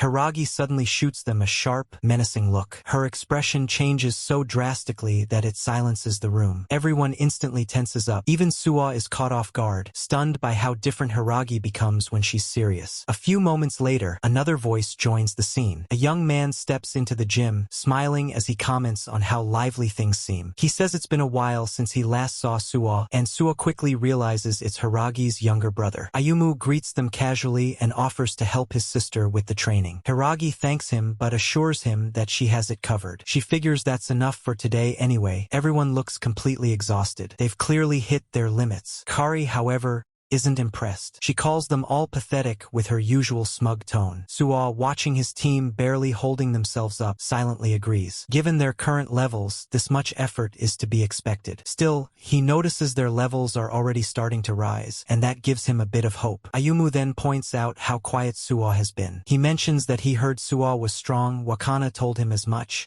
and he proposes a sparring match. As soon as he says it, a notification appears for Suwa, new challenger, Ayumu. Reward, high EXP. Suwa recalls that Hiragi once mentioned her brother also practices martial arts. According to the system, he's at level 30. Suwa has faced stronger opponents, but something about Ayumu feels different. Hiragi seems concerned by the idea, but Ayumu assures her that he'll go easy. He starts throwing a few practice punches in the air. Suwa watches in awe. The movements aren't flashy, but every strike is razor-sharp, deliberate, and clearly well-trained. The skill level is undeniable. Ayumu then steps into the ring and asks if Suwa is up for it. Akari immediately gets excited and starts prepping to record the match, thrilled by the chance to capture another Suwa battle. Suwa hesitates briefly, weighing his options. After a moment of consideration, he nods and accepts the challenge. Akari cheers even louder, bouncing with enthusiasm as the match begins. Ayumu seems pleased and says that's exactly what he likes to hear. He then asks Hiragi to get Suwa some gear. Hiragi, a bit concerned, reminds Ayumu that she really doesn't want Suwa to get hurt. Suwa understands he doesn't have much of a choice. He wants to test himself. This is his first real battle against someone who isn't a gang fighter. He's eager to find out just how far his fighting game skills can take him. He grabs the training gear, gets ready, and steps in front of Ayumu. Ayumu notices he's not wearing any headgear and asks if he's sure about that. But Suwa simply says that he needs to get stronger. He tells Ayumu to come at him with full strength. With Suwa at level 25 and Ayumu at level 30, the battle is about to begin. Ayumu nods and says he'll make the match worth Suwa's time. Then, without further delay, they get into position. Suwa stands ready, waiting to see Ayumu's first move. At first glance, Ayumu doesn't seem particularly intimidating, but as the seconds tick by and Ayumu doesn't make a move, he tells Suwa not to hold back. Taking that as a signal, Suwa launches a clean combo. He attacks with a series of punches, but Ayumu blocks all of them. When Suwa follows up with a kick, Ayumu smoothly ducks under it. Suwa tries to counter with a straight punch, but Ayumu responds with his own attack. Suwa raises his guard and blocks it just in time, surprising Ayumu. But Suwa feels confident. He can clearly see Ayumu's movements. He recognizes the pattern, a jab, followed by a right low kick. Suwa blocks both and counters with a light punch of his own, but Ayumu dodges it effortlessly. His movements are sharp and polished. It's clear that this is a very different kind of opponent. Still, Suwa manages to land a clean hit. His fighting game instincts are kicking in perfectly. Akari cheers loudly for her senpai, thrilled by the match. Endo is impressed, commenting that Suwa's actually pretty amazing. Ayumu doesn't seem quite as terrifying as the rumors had made him out to be. Meanwhile, Yoshikawa and Hiragi silently watch from the side, their eyes fixed on the unfolding match. Suwa feels confident, like he can finally do this. He's clearly stronger, or so it seems. But just as he's about to throw another punch, Ayumu suddenly says that he sees it now. He's figured Suwa out. With a calm tone, he announces that it's finally his turn. In that instant, something strange happens. The level 30 display on Ayumu begins to flicker. Then, with one powerful strike, Ayumu lands a devastating punch. Suwa is stunned. The force behind it is unlike anything he expected. His health drops drastically. He wonders if he let his guard down somehow. He was watching Ayumu's movements so carefully, and yet now he can't believe what he's seeing. The level 30 indicator is glitching. Before he can fully process it, a kick comes flying at him. Suwa tries to stay calm and resets his stance. Even now, he can still see Ayumu's movements clearly. Another punch comes, fast and strong. But Suwa calculates that Ayumu takes a second to recover after that straight right. If he times it right, he can guard and follow up with a guaranteed punch combo. But just as Suwa moves in to attack, Ayumu's next strike comes sooner than expected. Suwa is already mid-animation. He can't cancel out or adjust. He takes a crushing uppercut directly to the chin. His gauge drops to 0 KO. From the sidelines, Hiragi quickly calls out to Ayumu. He looks back, visibly flustered, and apologizes. He says he got too into it. Suwa's moves were so impressive that he lost himself in the fight. Akari rushes forward, concerned, while Yoshikawa also calls out to Suwa. Suwa, still down, assures them he's okay. His health bar slowly reappears, saved by the training mode system. Even so,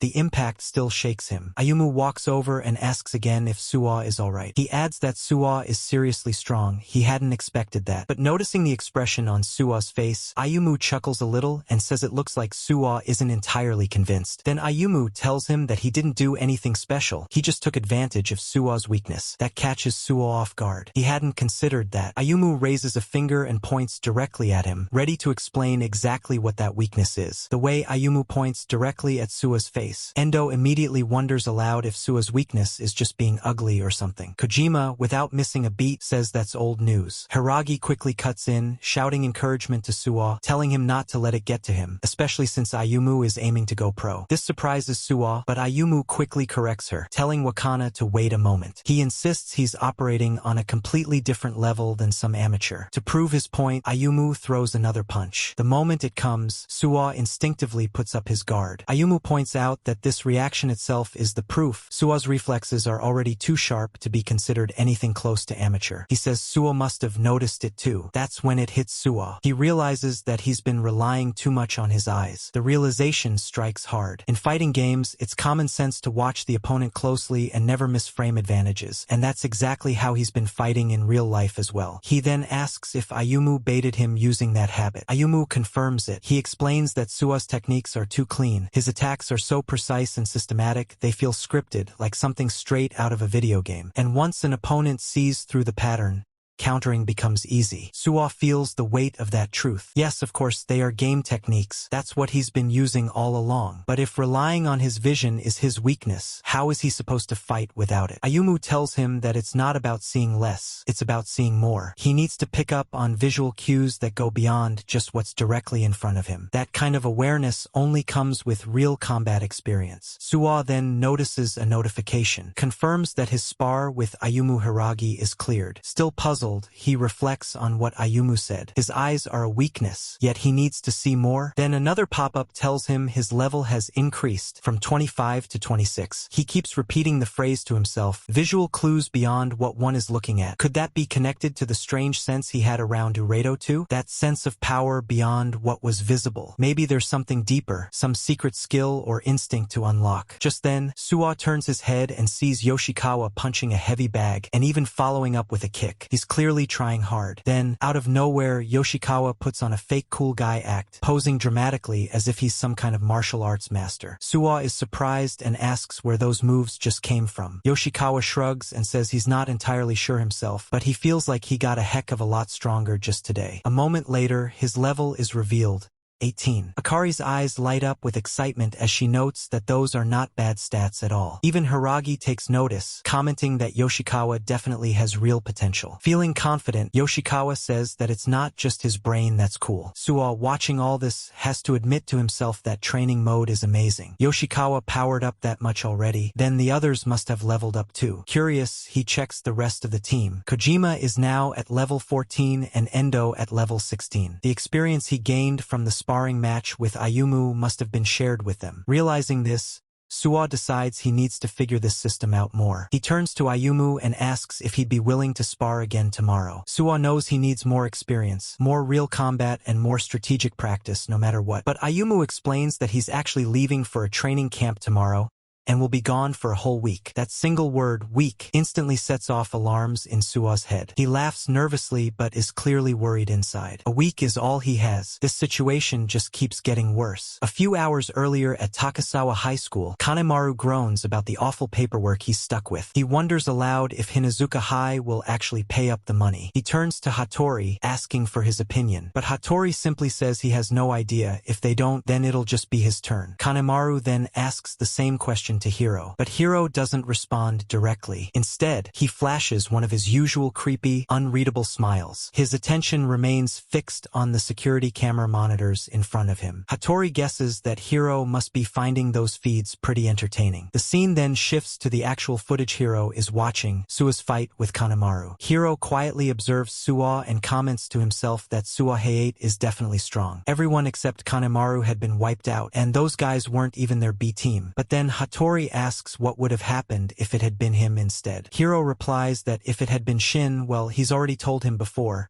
not to judge things just by how they appear on the surface. He says he can tell there's more to Sua than meets the eye. Hattori admits that maybe Hiro has a point. Then, glancing at the time, he wonders aloud if it isn't about time. Hiro agrees and gets up to head out. Kanemaru asks whether Shizama-san called them regarding that matter, and whether the two of them will be okay handling it on their own. Hiro reassures him, saying there's nothing to worry about. It's just a conversation between civilized people. Hattori also asks Kanemaru to hold down the fort while they're gone. Later, at a dimly lit bar, people greet Hattori and offer him a seat. One of them is none other than Shimizu, a Takasawa High alumnus and now a Yakuza member. Hiro greets him respectfully, and Shimizu says he simply felt like catching up with his juniors. He invites them to order whatever they like and then brings up their recent exploits, saying that they're really something else, showing up at Takasawa and immediately putting the upperclassmen in their place. He seems pleased, noting that it's only natural for the talented to rise to the top. Back in his day, he says, Takasawa wasn't nearly as soft. Hiro nods in acknowledgement. Then Shimizu mentions having heard a little rumor about where the two of them actually came from. He says he couldn't believe his ears. Just as he's about to dig into that topic, Hiro smoothly redirects the conversation. He asks what Shimizu really wanted to talk about. Surely there was a reason he called them here. At that moment, the atmosphere changes. Everyone around them starts watching with cold,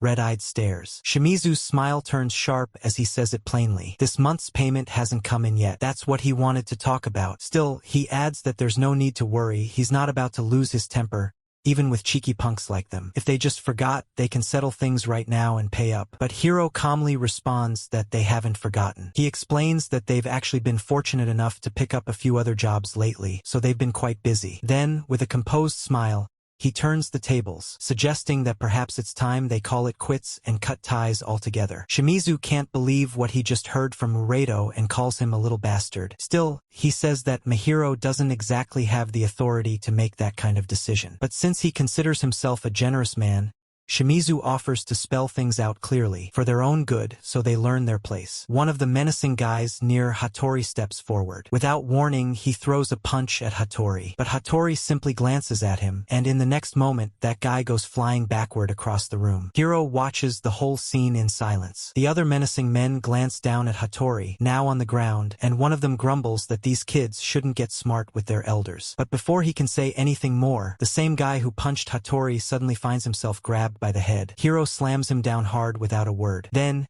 with eerie calm, Hiro repeats that there's no need to get violent and suggests they talk this over peacefully. To reinforce his point, he slams the guy again and again. Shimizu yells Mahiro's name in frustration, clearly fuming now. Around them, the other men shout that these kids must be out of their damn minds. But Hiro doesn't stop. He continues to pummel the man beneath him and says that if even their upperclassmen are going to get involved, then so be it. With a terrifying glare and a burst of red, menacing aura radiating from him, Hiro stares them all down. He asks if this kind of violence is really the only kind of conversation these beasts understand. Now visibly shaken, the others begin to step back. They whisper among themselves, wondering what the hell is wrong with this kid. Shimizu himself can't believe it. How could such a scrawny runt do something like this? One more guy steps forward, preparing to fight, but Shimizu immediately tells him to stop. The man hesitates, confused. Shimizu repeats himself firmly. He says it a third time, louder now, "Stop!" Finally, Mahiro releases his grip on the beaten man and steps back. With a faint smile, he remarks that it looks like Shimizu-san is still human after all. Then he turns to Shin and tells him it's time to leave. Shin nods, saying he understands, and the two of them walk out together. As they exit, Shimizu glares after them and mutters through clenched teeth, "You little punks think you'll ever show your faces in this town again?" After that, Mihiro turns around with a photo in his hand. In the picture,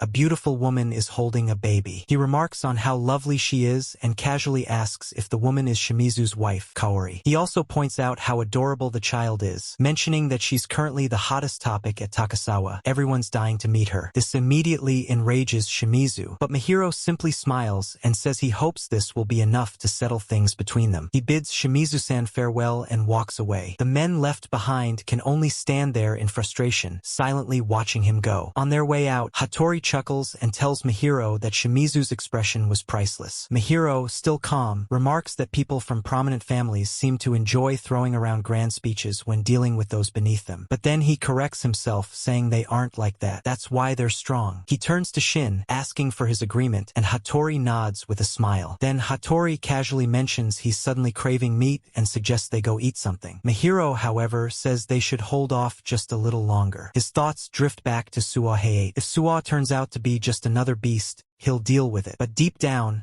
Mihiro hopes he'll be something more top-shelf material. Hattori gets excited and tells Mihiro to stop teasing him with thoughts like that. Just the idea of it is making him drool. Meanwhile, back at his place, Suwa sits alone, thinking if there's another way to improve. He knows he needs more real combat experience, but how? While he's mulling it over, something odd happens to his screen. An update notification appears. Confused, he watches the progress bar tick upward. Once the update hits 100%, a new feature appears on his menu, Ghost. Suwa stares at it, having no clue what it means. He navigates the updated system and eventually finds it under training mode. Alongside the usual practice options, there's a new list showing names of people he knows, including Hiragi. Suddenly, light bursts from the screen, and Suwa instinctively shields his eyes. When he lowers his hands, he's stunned to see Hiragi standing right in front of him. He can't believe what he's seeing, and more shockingly, he can touch her. But he knows Wakana-san is supposed to be in her room right now. What's happening feels too surreal. Then a system prompt appears in front of him, asking if he wants to begin training. No matter how Suwa looks at it, the person standing in front of him is undeniably just like the real Hiragi. He's completely stunned. But now it starts to make sense. This must be the ghost feature. Curious, he selects the option to begin training. The moment he confirms, Hiragi opens her eyes and suddenly throws a punch straight at his face. The impact feels real, exactly like getting hit in real life, and his health bar begins to drop. She doesn't stop there. She continues striking him over and over. Before he can recover, she grabs him and tosses him hard. Suwa finds himself in an awkward state of panic, unable to even express how nervous he feels. A strange mix of fear and exhilaration rushes through him. Then Hiragi jumps on top of him and launches into a relentless ground attack. Desperate, Suwa starts yelling for her to stop, and just like that, everything freezes. He realizes there's no way he can bring himself to fight Hiragi, not even in this simulated form. Still, he can't deny how shockingly real all of this feels. Suddenly,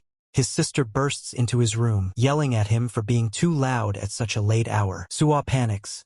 He absolutely cannot let anyone else witness what's happening. He snaps at her to at least knock before coming in. His sister, now completely puzzled, takes one look at him and quickly backs out of the room, apologizing awkwardly. But she also mutters that if he's going to do that, he should at least be quiet about it. Suwa, still breathless, doesn't even understand what she means, until it clicks. From her perspective, she couldn't see Hiragi at all. Judging by her reaction, she probably thought something completely different was going on. Either way, he's relieved she's gone. Still, he now knows for sure the ghost function is invisible to everyone else. But Hiragi, this is a problem in more ways than one. That aside, this ghost training mode is a goldmine. He can finally get proper combat experience. Deciding to go all in, Suwa chooses to spar against Ayumu next. He tries using his flying thunder punch technique, but before he can land a single hit, Ayumu counters with a swift kick that drops his HP to 0 in an instant. Another KO. Thankfully, training mode has auto-recovery, so he quickly gets back up and selects Taniguchi as his next opponent. He goes on the offensive, trying to land a few punches, but Taniguchi easily retaliates with a punch to the face. Suwa is down again. Outside, some random students notice Suwa,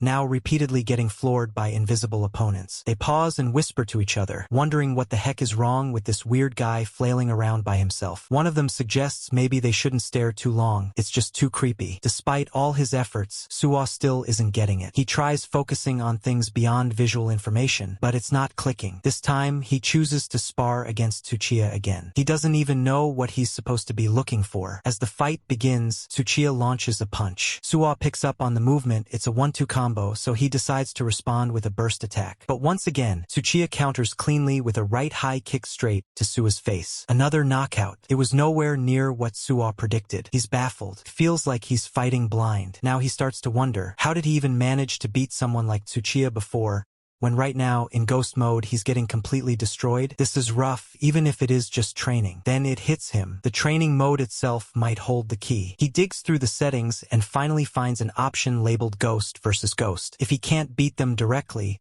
maybe he can learn something by watching their fights from the outside. He selects the matchup between Tsuchiya and Taniguchi. They're known rivals, and he's curious to see which one actually comes out on top. As the battle starts, Tsuchiya at level 75 versus Taniguchi at level 76. The two go at it full throttle. They're evenly matched, exchanging heavy blows. Taniguchi swings, Tsuchiya ducks and counters. Tsuchiya strikes, Taniguchi blocks and returns a punch that lands cleanly. But then Tsuchiya kicks Taniguchi across the face. It's a brutal back and forth, but Suwa quickly realizes something important. Neither of them was going all out during their fights with him. They're clearly operating on a whole different level right now. Eventually, Taniguchi goes down. Surprised, Suwa restarts the simulation. Again, Taniguchi loses. A third time, same result. It makes no sense.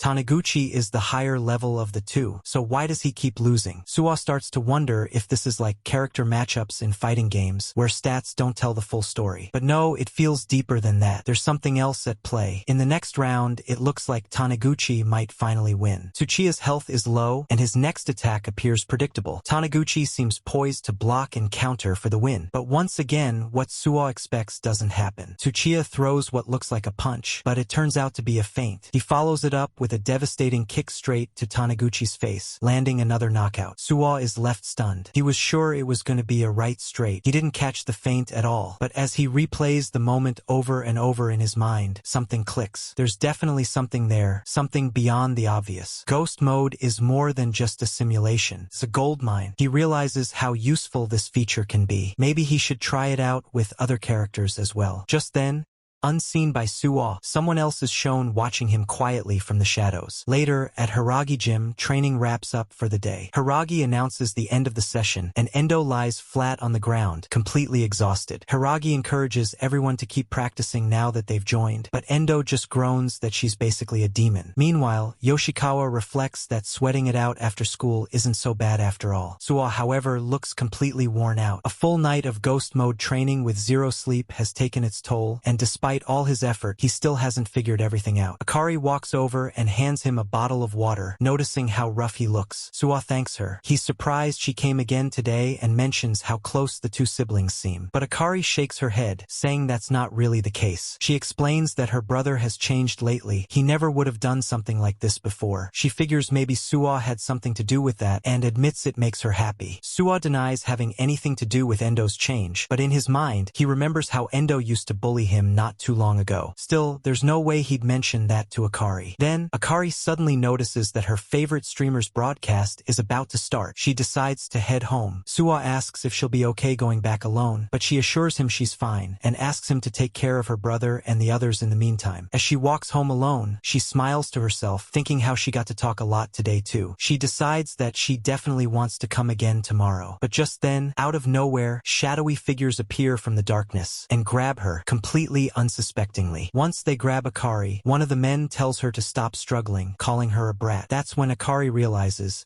these are the same guys she saw back at the live concert event. Another one of them tells her to be quiet and cooperate, assuring her it'll go easier that way. But Akari suddenly bites down hard on his hand, making him scream out in pain. She bolts, sprinting down the street. The men shout after her, telling her to stop, but Akari yells back, calling them idiots and saying they're ridiculously persistent, especially after her senpai already beat them to a pulp. But just as she rounds a corner, another one of the men, looking annoyed that he has to deal with this, steps forward and smacks her across the face, knocking her to the ground. With Akari down, they quickly lift her up and carry her away, muttering an apology to someone named Oshiro-san as they leave. Akari, dizzy and in pain, thinks about her brother and about her senpai. Meanwhile, Yoshikawa asks what's up with Suwa. They've been walking for a while, and Suwa's been unusually quiet. Yoshikawa notes how serious Suwa looks, like something's bothering him. Suwa brushes it off and says it's nothing. But Kojima also chimes in, questioning whether it even makes sense for them to keep training like this. If they're really going to take on Takasawa, shouldn't they be gathering everyone first? Endo agrees and says they need to get in touch with Tsuchiya. He's been trying really hard, but Tsuchiya hasn't even read his messages. Kojima says he's messaged him too, but no reply there either. No one knows what Tsuchiya's doing. Even for them, he's kind of a mystery. Suwa, meanwhile, thinks to himself that everyone's leveling up is going smoothly. But after yesterday's fight, it's become even more clear. Tsuchiya's strength is absolutely necessary if they're going to face Takasawa. But more than that, there's something even more important. Suddenly, Suwa speaks up. He apologizes, saying there's somewhere he needs to be. The others are a bit confused, but he just tells them that they'll train again tomorrow. He'll see them then. As he walks off, Yoshikawa watches him go, thinking that something is definitely off with Suwa. Later, Suwa is seen holding some cash. He reflects on things, thinking how fights, if they can be avoided, definitely should be. But he's gone and withdrawn all his part-time job savings, which means he's completely broke now. If only he could somehow negotiate using the money he has, they might actually be surprisingly reasonable. Mahiro at least came to talk things out. That gives Suwa some hope. But then, suddenly, someone speaks from behind him, asking what he plans to do with that paltry sum of money. It's Yoshikawa. He steps forward and reminds Suwa that he already tried to make him understand. Don't underestimate Mr. Cool Brain, he says with a smirk. Suwa wants to settle things with Takasawa using just that money? That's way too naive, Yoshikawa tells him. There's no way those guys would agree to something so simple. Still, Yoshikawa adds, maybe it's worth a try. He says he can probably scrape together around 100,000 yen. That shocks Suwa. That's a huge amount. He can't believe Yoshikawa would even offer that. He asks if Yoshikawa is really sure, and then he starts to tell him how much he means to him, how Yoshikawa is his best friend. But before he can finish, something suddenly hits him hard. A sharp pain pierces his head. He grabs his temples and starts screaming. The strange sound in his head is back again. He's no longer in normal reality mode. Then, a system notification pops up. Emergency mission. Track Endo Akari's whereabouts. Time limit 30 minutes. Suwa is stunned. He has no idea what's going on. Why would he suddenly be tasked with tracking down Akari? And then, right on cue, his phone rings. It's Endo. Endo asks if Akari is with Suwa. Suwa replies no, he hasn't seen her. Endo says, all right, got it. But his voice is uneasy. He adds that Akari hasn't come home yet, and he has no idea where she could be. Then he hangs up. Suwa's mind races. The timer on the mission is already ticking. Now he gets it. This mission is about Akari. Something's happened to her. But how is he supposed to find her? He has no leads. Then suddenly, he notices something on the ground. An arrow, glowing faintly, pointing in a specific direction. He's confused. Where did this come from? Still, he has no time to hesitate. Meanwhile, in a darker part of town, a group of men stand around, clearly on edge. One of them asks what they're supposed to do now. Another responds that they should just follow the orders. They won't be able to find them anyway. Akari lies on the ground nearby, bruised and weak. That same idol Suwa encountered before appears again, watching her with a disturbing smile. He mutters to himself that Mahiro will be very pleased once he sees this. Back on the streets, Suwa keeps running, following the glowing arrows. He wonders if this is some sort of message. Maybe Akari is helping him find her. But with the timer still ticking down and his gut churning, he knows something's very wrong. Yoshikawa, still confused, calls out to him, but Suwa doesn't stop. He just shouts back, I have to go now, and he sprints forward, chasing the trail. Comment now if you want more.